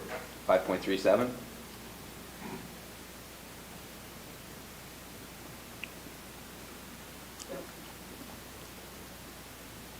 which So I'm doesn't just make a gonna pretty say number the- there. the Which elephant- makes it less, That's not as nice. So, Yeah, so Casey, you mentioned that 67% of survey respondents said they wanted more days. Yes. How many people completed that survey? 800. Okay. All right. I mean, yeah, that's, I think you guys have a weird, amazingly good turnout when you do surveys, most districts. it was also the beginning of the year. Oh, yeah. So, So, I mean, the elephant on the table is this. There was some push-pull yesterday, but in a year where, you know, the folks are getting the largest raise that anyone Yeah. can think of, mhm. and other things here, is it the year to go back and say, it's not enough, right? How is the board going to see that or react to that? And then balancing that with what you stated, that, but it's a priority, Right. and, you know. a Well, decent and raise is the good. the temporary subcommittee was planning as of, 2 days ago, to reconvene in the fall to look at things. So, I mean, that's not something that, My So Bring other, it down to that now it's only $56. right. because you they had to put changed it. it, but we were, 'cause we- the reason why we had it at 5.38 is so we would That have a is- starting salary of was 50,000, That's the 50, lowest number we can go to hit 50,000 for our new And be hires. competitive. You can't do it at 375 either. Let's see No, what this really number really turns out to, So- when you have that 5.37, and if you have 2 additional days, what is the deficit spending? It was, It said 14,000 a minute It was ago, but it 50. It was 14. 5.38. So 5.38 deficit spended to $15,000. And 5.37 brings that down that much? yeah. Correct. It's Really? a, That much? It's very it's expensive. a lot. Wow. It's a lot. I feel I know. like if you go This is what I think that this sends. I think this sends the message that we've taken care of leave. Or we're not, at least that subcommittee is not meeting. I mean, I feel like one day is like, okay, we're getting through to next year when this committee can really look at the best way to do this. I feel like if you guys are really wanting to look at 2 days, then that's like, this is what we're doing because it's such a pressing need and we don't want to instead have a subcommittee do a real robust study. And these 2 days, I would assume that that also in line with the recommendation of after you have banked so many? Yes. Yes, So- these would go into accrued sick leave, so it's not gonna be on top of that. Like, right now, our 10 days are discretionary. But These, the people that said, the 67% of the people that said more leave time, are those folks that more leave time just to access? Yes. Or are they more leave time when I'm out, when I have a sickness and I'm out and I want it more in my bank? to access. Does this do that if you make them go to 20 days before they access it? That- Different Okay, thing. all right. Okay. I don't need to understand. Okay, let me I ask was you gonna something ask else. How many professional employees are in danger zone with their leave? Dr. Higgins has a spreadsheet. I think this really applies to people coming back from maternity leave and are new to the district people need these days. Because what's happening is they're running out of their 10 days and they're being docked at 1/187th of their paycheck for every time they have additional days past the 10. And that is a lot for someone that is new to the district or just had a child. Or we've heard of situations where, new to the district, child gets sick, they get sick, they're going through their days, everything's good, but then spring comes around, people get sick again. And if they're paying into or getting short-term disability, they're not able to access the board's sick leave bank because they have the short-term disability, but it's 1 day that they're getting docked. But if you take the short-term disability, then that cancels it, and that's their one time they use their short-term disability, and now they can't access it again if something else were to happen. Surrounding districts also, as of right now, have more of it, like, your teachers are able to bank more days per year just based on availability, than what ours are able to. So- Go ahead, Dr. The data that we have shows that as of January 31st, 2024, a teacher in their first year in the district had an average of 6.7 days in their temporary leave. So they use less than half. On 6/30/2023, so the end of last school year, first-year teacher had an average of 3.9 days. Do we have situations where teachers run out of days? Yes, we do. Absolutely. There's no doubt about it.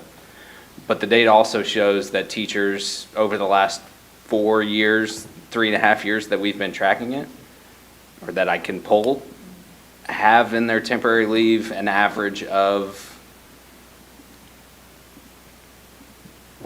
first-year teacher in the district, an average of 5.2 days. So you're saying some teachers aren't needing this, some teachers are, but this is just throwing 2 days at everybody? Some teachers have, there are situations where teachers are docked, absolutely. Is that the majority? Absolutely not. I'm just I wondering. think, sorry, go ahead, Rachel, you're first. No, and I asked that question because this decision will impact every single professional employee to protect, and maybe we make that decision to protect a few, from a dock day. So just something I want us to think about. And that is Yeah. true. There is benefit to me, though, as well as someone who has banked days, assuming don't give me that look, Casey. Sorry, Casey was We've all giving. seen your leave bank. We looked at my leave bank in our subcommittee, and I got dirty looks. There's benefit to me as someone who has banked days still to an additional leave day, assuming I submit my resignation by, I can never remember the date. Prior to February 1st. We talked about that earlier today, didn't we? Before the end of the year. Sorry, I'm sorry, April. My Oh, apologies. April 1st. So as long as I submit my resignation to April 1st, right now I still have a value of $75 in that day. So there still is a benefit to me. Yep. Assuming whenever I quit this When you leave. district, I just want which to I have remind no you plans, too I love this that district. percentage increases are applied to these numbers, Yeah. okay? So again. No, I know. And not, And a person at Master's Step 60, we talked about the $57 difference between 0 days and 1 day last year. That's a $111 difference for someone at the top of the pay scale, or 109 to 111. And I think, so, and I'm just thinking of a story, and again, this is one person, I hate to get anecdotal, but I'm going to, of a teacher who had some health issues, and it was no fault of her own, she ran out of days because of those. And in the email she sent me, she stated that this teacher has not taken a personal day in over 3 years because they don't have enough leave, because of things beyond their control, that they've had to use all 10 days every year for sickness, for illness, and have not been able to take even a mental health day in 10 years. Or not 10 years, 3 years, sorry. And that was powerful to me. When the committee was meeting, you all were considering other options to solve this. Meaning you were thinking there were ways besides just more days blanketed across to everybody. Or no? Yes, we were Right, looking so- at a variety of different solutions. That might be more targeted. I'm guessing, or no? Potentially. Yes, Depends on what Right. we talked about several different avenues, yes. That you may not have to sacrifice pay for everyone if you had other ways to be more specific on how you address the need. And Rachel, I'm hearing you say that, to put 2 days towards it appears as though, okay, 2 days has addressed the need. Would it address the need? I don't know. It just feels like a pre-solution more than a let's step forward and have a holdover until we, It feels like maybe a lack of trust that the subcommittee is going to do holistic work.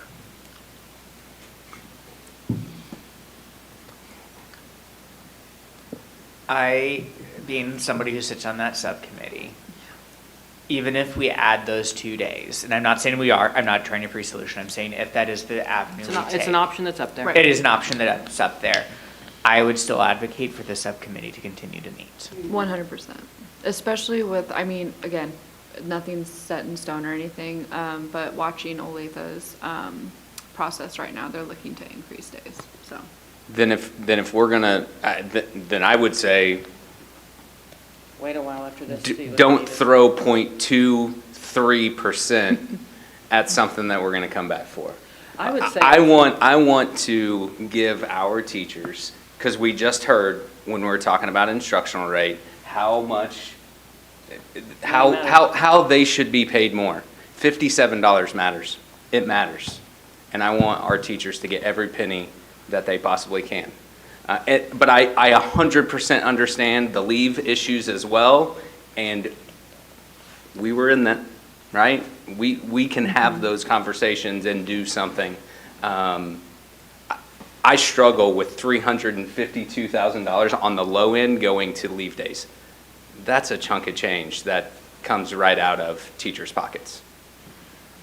If I may add to that, just looking at the $50,000 number, and I know that as we kind of came up with a third proposal, that was probably somewhat of an arbitrary number, but at the same time, I think it was not, right? And so I've not been in HR at all long enough to be able to know how that 50,000 number would compare to other Johnson County school districts, but it would compare very favorably. And so as I think about myself being out on the recruiting trail, as I think about as a district wanting to have the best new teachers in our district, to be able to put a $50,000 number up there when it's 20% more than some other Johnson County districts, and no other district that I found here was at that number yet. And that's obviously not include the salary schedules that are posted online, do not include any raises that they might have this year also, but I don't think the $50,000 number is necessarily truly an arbitrary number, just for I would agree. consideration. We know that KCK negotiated that 2-year contract. They're going to start at 50 next year. Olathe, if they ratify, setting to start at 48.5. So I would agree that $50,000 is absolutely one of the more imperative things that we do need to look at. At the same time, we need to consider like how much a doc day is for people when and if they do have to do that, as well as how long it's going to reasonably take for people to actually bank days in order to start a family, because that's a big deal for a lot of people within our district, especially people that have a family or have started a family and then they come back from that leave to then reapply those days. That's rough. So yeah. I think communication is going to be really, really important here. I feel like we've said as a team from the start, yes, this is an issue that is well received. Yes, we acknowledge that that our association and our membership has looked at surrounding districts and that there are districts that have more. It's not apples to apples necessarily, but we are ready to examine our leave system. We cannot necessarily move as fast as we would like, but there is a commitment to make change next year. And so I think that's something we need to think about too, is like, how can we communicate, like, yes, this is going to happen. It is happening. But again, we are this massive, we can't just turn on a dime. So I think that's something we need to think about too, is there a way that you guys are feeling the immediacy because that's what's been brought to you? Is there a way that we can help to say, yes, this is happening and these are the dates and this is when we will know, and the one day is intended to help in the interim, or again, if that's what we go with. So can I just make, and I don't know if this is too early to make this suggestion, but I am going to make a suggestion that we eliminate group 2. It's a proposal. Sorry, Jeremy, please don't boo me this time. Group 2 proposal was no additional days, that's the difference on that? Correct. And I'm really, Talk about why you think that makes sense. I'm just going back to 67% of our bargaining unit labeled that as their issue. 67% of 35% of Correct, your bargaining of those unit. that were engaged in order to fill out the survey. Yeah. And those are our loudest. We just surveyed NEA members. So Correct. 67% of 35% of did the the- certified We employees. surveyed all of. Yeah, we did the bargaining unit. It was the bargaining unit. Yeah. It was all. Yeah, 800 replied. And those are going to be the ones who are most vocal in wanting. Those are going I to be did- who you hear from. Exactly, those are the ones we're Okay, hearing from. Okay, so it was it went to 2,000, whatever. The whole bargaining unit Okay, had the all right, so we opportunity got to that. fill out the survey, correct? Okay. Can we take a break before we Yes. Oh, I'd love Yes. that. Yeah, and when we come back, there are a lot of people that probably have some thoughts that you haven't shared yet. Let's come back and hear from folks we haven't heard from yet.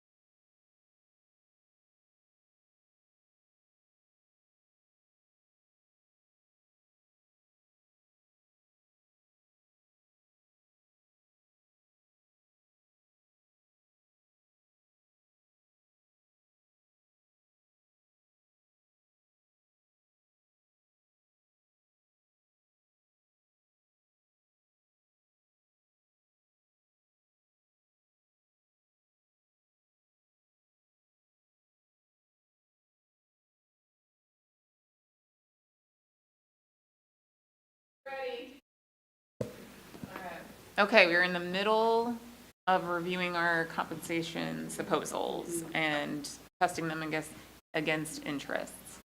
We potentially, or maybe officially eliminated one, which provided for no additional banked temporary leave days.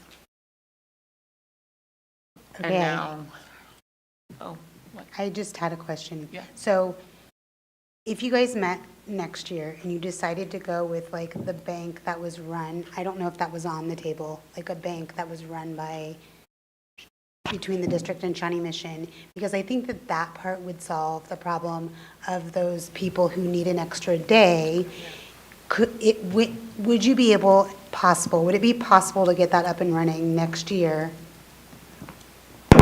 I don't know if it'd be No. possible No. next year. No. We did potentially discuss looking into it more so that we could do it, because that's such a big undertaking that we would definitely want to do it correctly in all the aspects of it, and especially look into like how other districts around us are doing it, is with their sizes being so similar to ours. Yeah. So we did talk about it, but we decided that that wasn't something that we were gonna be able to even start or complete by the end of this year. It's not off the table, though.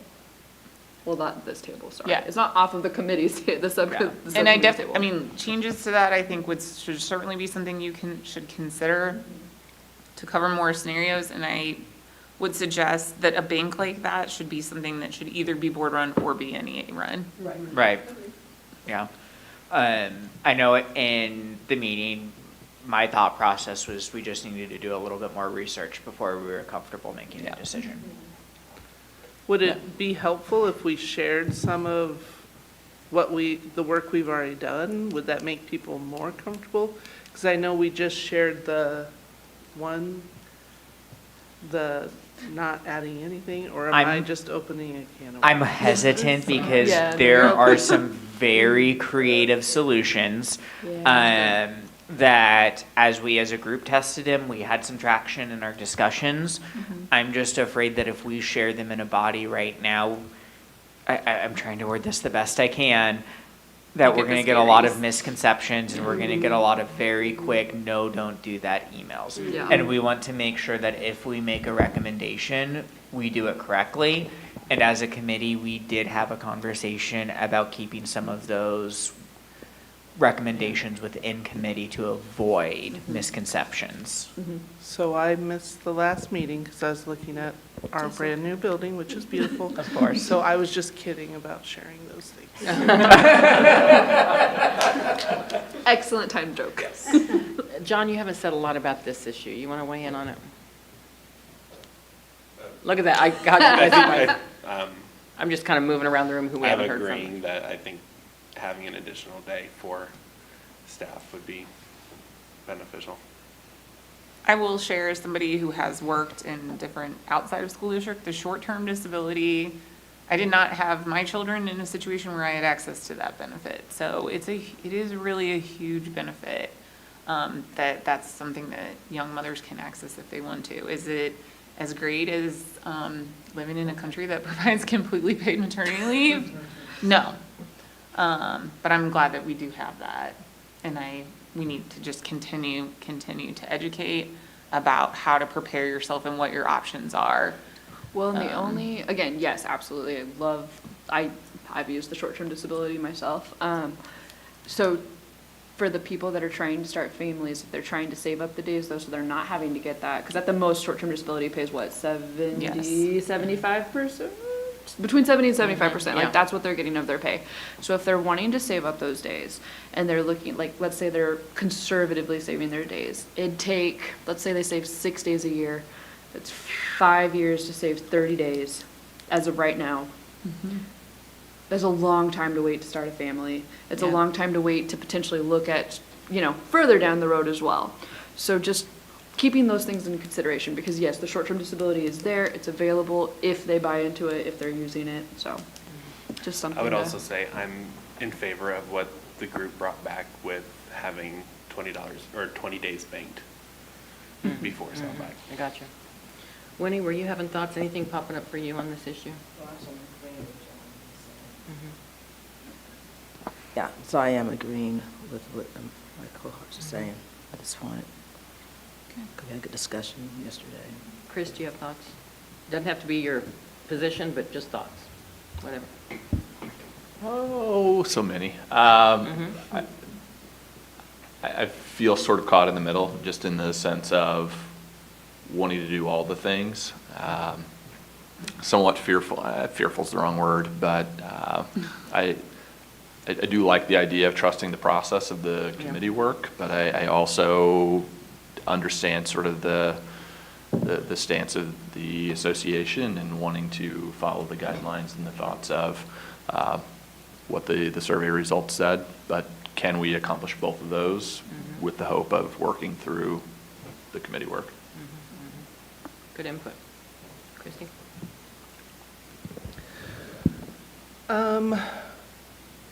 I too hear like you guys saying that you're trying to, you ask for their voices and you're trying to honor, you know, what they asked for. Totally get that. I too would like to do all the things. I think, but I also have to say, I like that we're rewarding with the longevity pay on that group one. I do like that we had that in there, and I think with the one that you guys brought up today, there isn't anything. I think it's always good to honor those that are, you know, been doing this a while here in Shawnee Mission, and so taking that into consideration. And I know, you know, the work we've been doing in our committee is really good work. And I think we'll have a good solution, but I think it's just going to take time. Christy? Very similar to what Christy said. I understand your viewpoint because we often tell our administrators don't send out a survey if you're not going to take that information into consideration. So I totally understand that. But like Christy said, the longevity, you know, I hear us saying a lot of times for new teachers, we want to make sure that we have the same amount of money as other districts, and we want to make sure they have these extra days that maybe they don't have built up. But at the same time, I would like to honor people who have been in the district for a long time too, and in the new proposal, that is a zero.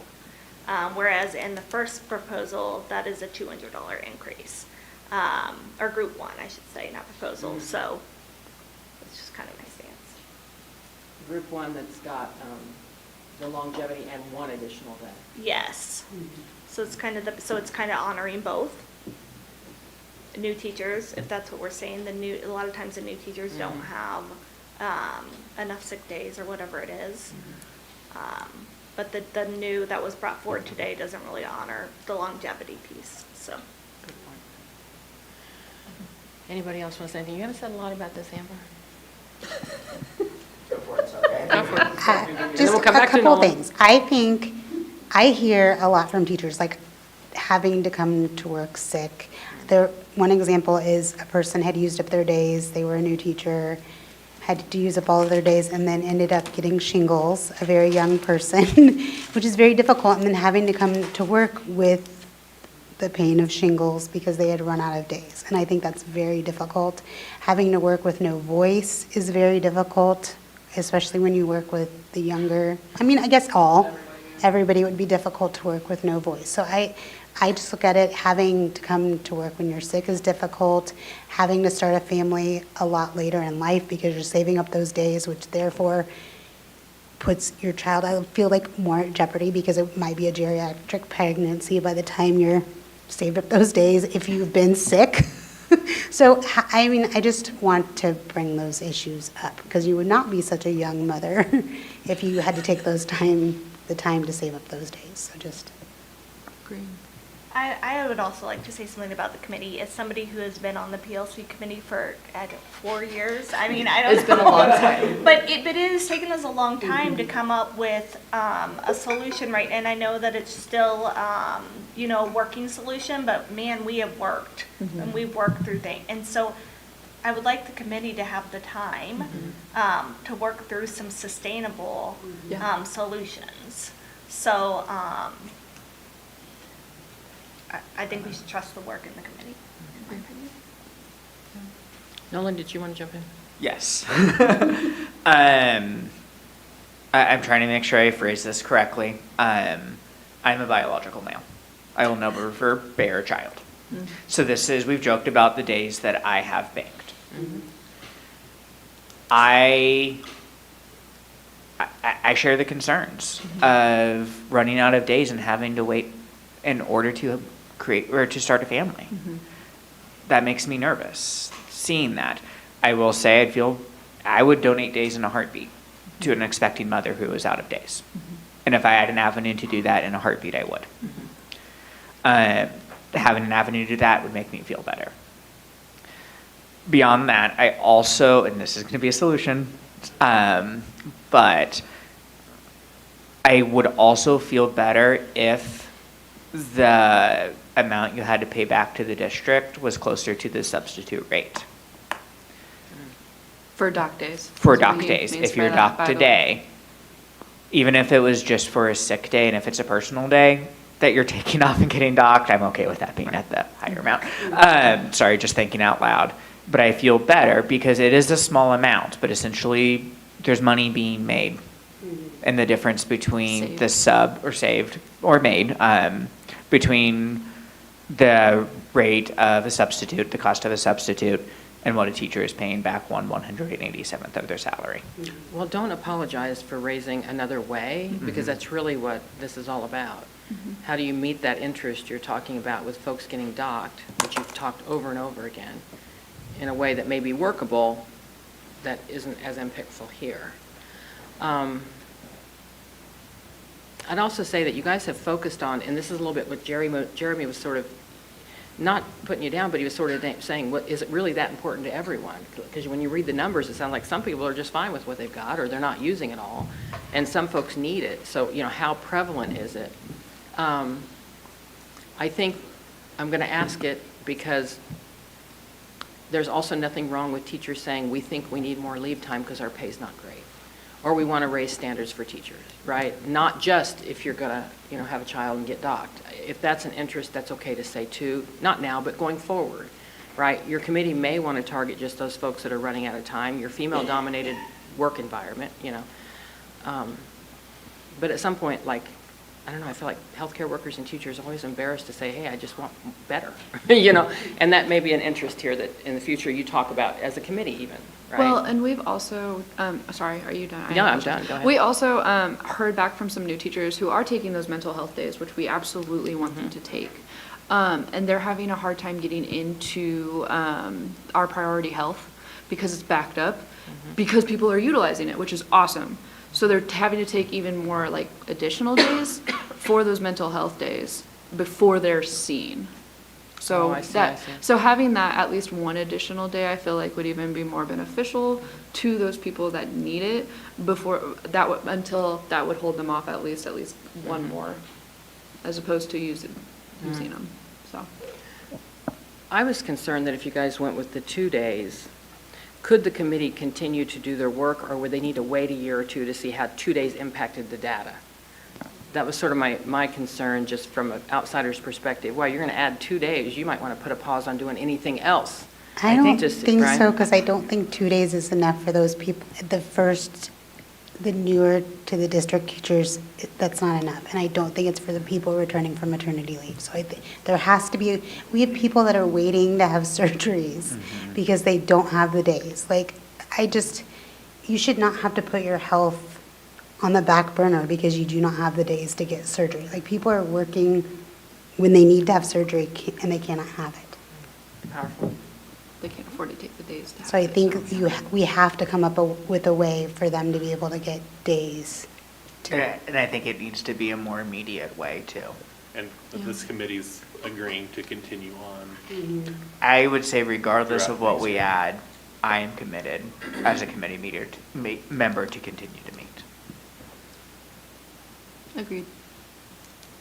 Nolan, when you were raising the issue of reduce the deduction amount, were you meaning as part of a solution to get to an agreement on compensation, that addresses that issue so that then you might do something different on I compensation? don't think it completely addresses the issue.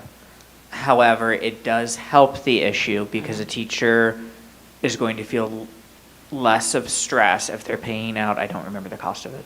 What is the cost? Sub, 180, Dr. Higgins? $179.06. 180. And then so what is- $180, we'll What's just, the we'll sub? out and round up. Amount? He was So- saying the idea of, that instead they'd pay back the sub rate? Instead of that, what is Instead the of sub one, rate? no, the sub rate's the $180. Oh, got it. How it's worded right now is they pay 1/187th of their contract.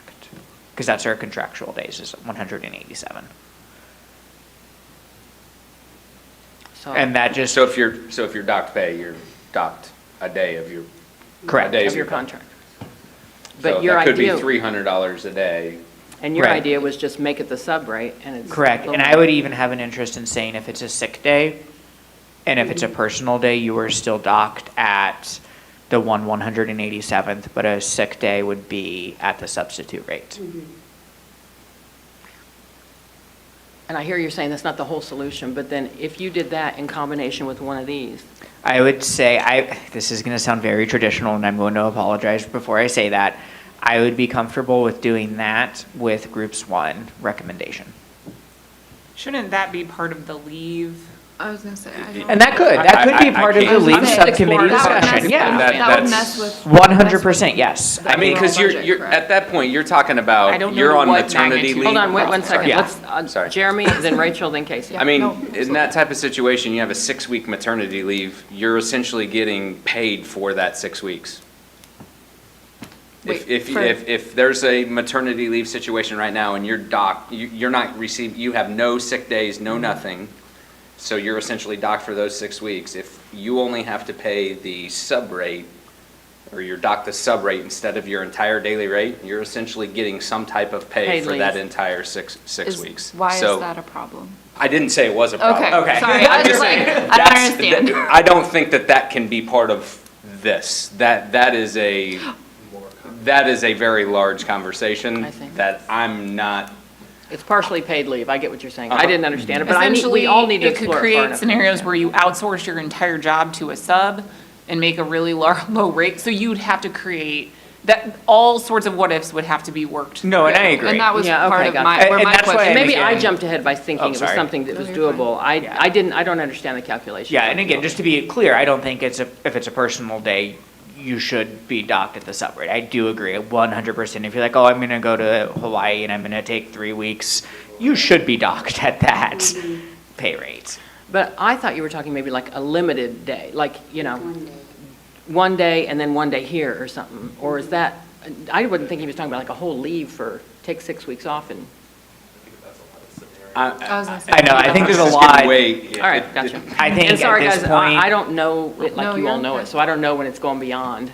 hearing the conversation Feasibility. at this point, I think it does need to go to subcommittee. Okay. Sorry, Jeremy. But I do think that is something that That's where we've been. Yeah, no, 100%. Right, So- that's true, that's true. And I do think we need to have a very open and honest discussion about that in that subcommittee to come up with a recommendation. It's not my favorite that we're not going to talk about it as much this year, but I do think Okay. subcommittee makes me feel better if we're going to talk about it next year. 100%. And we're committed to those conversations. Right. So, then let's relook at the two options that are left up here. Because it sounds like, does anybody really want to see that? We didn't take the group 2 off with 0, which you had kind of made a Nolan suggestion, had- yeah. can we eliminate Yeah, I group would 2? It sounds as though no one's going to, there's not going to be consensus going forward with nothing there. I'm guessing. Agreed. I don't think I can get beyond, to be open and honest, I cannot get beyond this on group 2. Does anybody feel like we need to leave group 2 up as an option, or can we let group 2 go? Let it go? And then here we are. I would say the same thing that Nolan just said about the new proposal from today. That's fair. Sure as heck makes me feel And more it sounds comfortable as though about a the middle couple people one. here said they really value the longevity. I was gonna say, I also like group group 1 because they did add in the longevity piece, and that is something that we've talked about extensively, and that we brought up at one of our first meetings, the fact that we needed to at least address that. So I feel like it does a majority of what we want. It hits that 50,000, it hits the longevity, it's got the one extra accrued day, and it's a decent pay raise across the board, as well as that, the 1,400 for the stipend for nationals. It's an It's a awesome. great- More than decent. Oh, sorry, no, I mean, okay, well, we could also talk about like just how it's been a awesome. very long time coming that we've gotten some continual raises like this. 100%. Awesome. It's So, great. yes, it's awesome, but it could be awesomer, it should be awesomer. And But we're doing great and I love Yeah, it. I mean, we wouldn't be doing a service to our bargaining unit if we didn't truly, and again, it's gonna sound traditional, what I'm about to say, No, each so I'm gonna. side really needs to hear when they say, hey, this is going to be really a trigger for the board, or this is going to be really important for the board. I think each side needs to Yeah. hear, sometimes it's going to be really important to your membership. We would be doing our membership, or not our membership, but our bargaining unit a disservice if we didn't fight for every dollar. Agreed. And I don't hear you guys come back constantly and say, every single issue is a priority.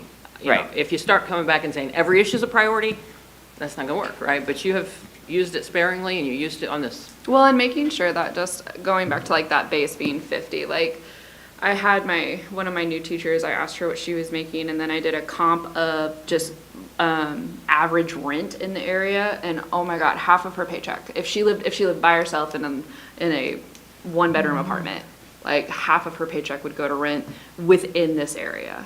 So our new teachers, if they're coming in without a roommate or without some sort of living situation or Right, having or to live spouse, further yeah. away from the district in order to make their check go further, and we all know the cost of groceries. Well, I mean, it's almost like the only folks that can teach are people that have a two-income home.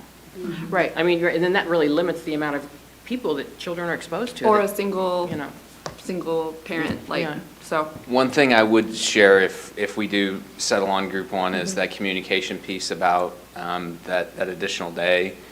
We need to be really clear with everyone that this isn't an additional day to the It's a 10. sick It is leave. going into the accumulative leave after I agree. 2008 bucket. Absolutely. So we just need to, in all of our communications, I think, need to be clear with that. So. I think along with that communication, in order to make sure this is ratifiable by our bargaining unit, saying that we are making a commitment as a leave subcommittee to continue to meet to look for. Kind of what Rachel said earlier. Yeah, we're still gonna Yep, do stuff. Pretty much just emphasize that it's right, acknowledging it's something you're working on. yep. Are we Seriously. putting as part of this, the 20-day minimum to buyback? Or is that going to be a separate? If you guys want to do it either look, way. Yeah. I worked on that homework this morning. I completely screwed it up the first time. That's okay, And my lesson We all learned was make I only shared it with mistakes. Jill first, and she texted me and set my analysis correct, and then I fixed it. So if you go to the TA folder, which we now have many, and we will have more following today, and go to the one entitled Draft TA regarding payment for unused leave days, it has just minor edits. And so now, under the payment for unused current temporary leave days, it has a second condition that the professional employee must have at least 20 days of accumulated temporary leave in their bank. I would like to offer some additional language, and I made a comment over on the language. So okay. I think this adds a little bit more consistent language to within the P&A. So it talks about on or before May 1st, which is the bullet underneath what you added uses that May 1st as well. So adding that language, and then very specifically saying the accumulative temporary leave after 7/1/2008, because that clearly delineates which accrued bucket we're looking It's at. so complicated. So on or before May 1st of that current school year, the professional employee must have, the professional employee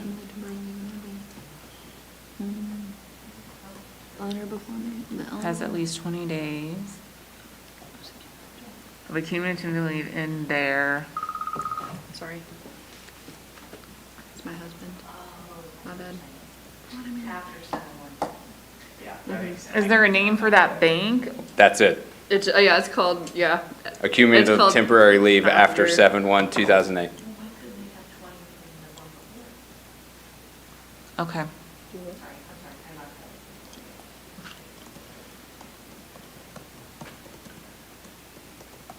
You're right, that's how it is in, what is that called? In the next section in the P&A, The- or employee online. Oh, Employee online, okay. So everyone's following what Jeremy's saying there? yes, It's that specific bank. Yeah. Thank you. it's that third line, that third line in the banks. Okay, This is need to change to C. yes, please do that. I don't know why it didn't. Okay. So that B is just adding, that's adding the, you must have 20 days in that one bank in order for the finance department to process your application to pay you out for whatever current days you didn't use that year. Nolan, you're furrowing your brow. No, that's just my reading here. Okay. You're good. All right, and then this one, and where this Jill gave me the smiley face, was, we talked yesterday, and she was just saying, we don't have anything in there that automatically triggers upon resignation or retirement, that your current days then move to your accumulated. So just clarifying that whatever you haven't used that year, yes, those are going to be paid out as long as you do your timely resignation or retirement. Okay, cool. Okay? So, Should we thumb this first? Yes. Yeah, probably. Yes, we should. And then go back to compensation.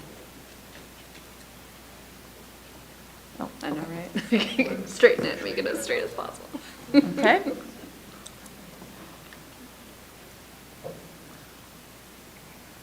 I think we're ready to look at thumbs for compensation, and I think the question is, does everybody, do we have consensus for the group one proposal? We're gonna make that Are we the thumbing? I want to throw economic my thumb up before everybody agreement? else does. Turn my thumb. Yeah, it's okay to be here. Mm-hmm. All righty, and you got a compensation package. Good work. Good work, good work.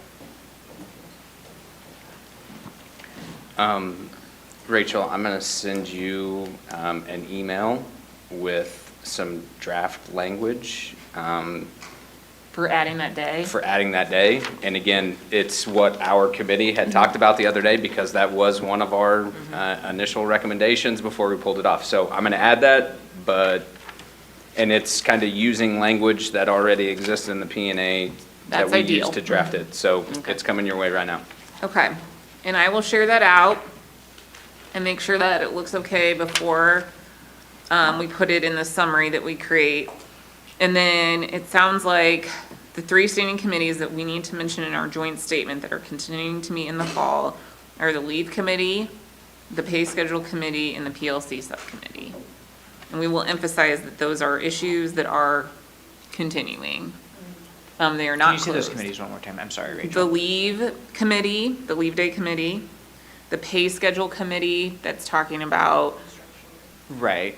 and, well, Do we also, I guess that so would I I would include think be, that could supplemental, include- was it this, were you thinking supplemental, or what were you thinking? I don't think Yeah. supplement. I think that's. pay what we're- schedule was the information that number needs of to be pay gathered. periods. Oh, yes, I get what you're saying. Because that Right. Yes. is a system that needs to be set up. It doesn't have a cost fact, well, I don't think it has a it would be nominal, Yeah. but it has to be set up in advance. What about the elementary specials Yeah, that's subcommittee? Oh, what I was yeah, about to bring elementary up. That's where I was making sure we had. Is everybody clear on what those 4 committees are, or does she need to read them again? So leave day committee, the pay schedule committee, the PLC, and elementary specials. Okay. And then maybe somewhere make a note that if work can be done prior to getting together next year around all the questions on Instructional, which that group is gonna include finance, the pay schedule group is gonna include finance department folks, so. Sure. So are we tying together the pay schedule and instructional rate? Yeah, I would. Okay. I mean, I think that is, it sounds like it is something that has not been studied or looked at in a long time, and is probably in the weeds issue that is worthy of being studied and looked at, because you're hearing about it. This has been we've done a lot of work these past 2 meetings. I'm gonna try, and I think it's been really positive. I'm gonna try and make a joint statement that at the front is like, we're getting an awesome raise, but also like concisely bullets out like the really, like the work that we've done without being 14 pages. So I'm gonna try and like links everything that it needs to link. So I'm gonna try and get that done. I know Amber's like with little tiny kiddos all day, but I think it'd be fun if we can get it out by the end of the day tomorrow. So we'll see what we can get done, but I think that'd be fun if we can have it as like a send out before the end of the day. I will try my best. It is field day tomorrow. Mine too, so it's gonna be a struggle for me to look at it, but I'll have my plan time still, so I can probably glance over it during the day. Okay. I'm gonna try not to, I want to get the good info in there, but not make it, I want people to read it at the end of the day. So try and have some level of brevity. So if you think of something that I missed, like, let me know. You guys had some, 2 robust days, but they really turned out to be worth it. Good work. Yes. Do you all need to have any kind of discussion about what order you ratify versus when it's back in front of the board, or do you guys know all that stuff? So last year, what did we do? You were able to send it out the last week of school? I think Jill said she could get it out Monday is Yeah, by what she Monday was said. her- So we could get our ratification out Monday and maybe make it by the end of next week, Yeah. Friday. Before she left, she's available tomorrow to talk to you. Okay. too. Okay. She had to go to I'll be available all day tomorrow, Jill. I'll text you. Okay, because I think we normally send a red line of the P&A, which I'm happy to work over the weekend. I mean, whatever, if that's what we need to do, I will do it so that your association members can see the red line. We have a lot of TAs, but it's not a ton of red lines. Oh, good. I think So- the thought is to take a couple of days to make sure all members of the union are informed of within the month, and then we still have Wednesday, Thursday, Friday, and then next week, so we get that 5 or 8 Cool. We've got to meet that threshold, Cool. which we may be asking principals just to. And when we do a full training in the fall, we're going to do a debrief on what worked, what didn't, and really tighten it up. And then also meet early enough in that training for you guys to decide what does your time frame look like. Yes, What does your time frame, frequency, and length of time to do this process? that sounds great. Okay. Thank you. All right. Thanks, guys. Good. Congratulations. Good luck with job, guys. ratification.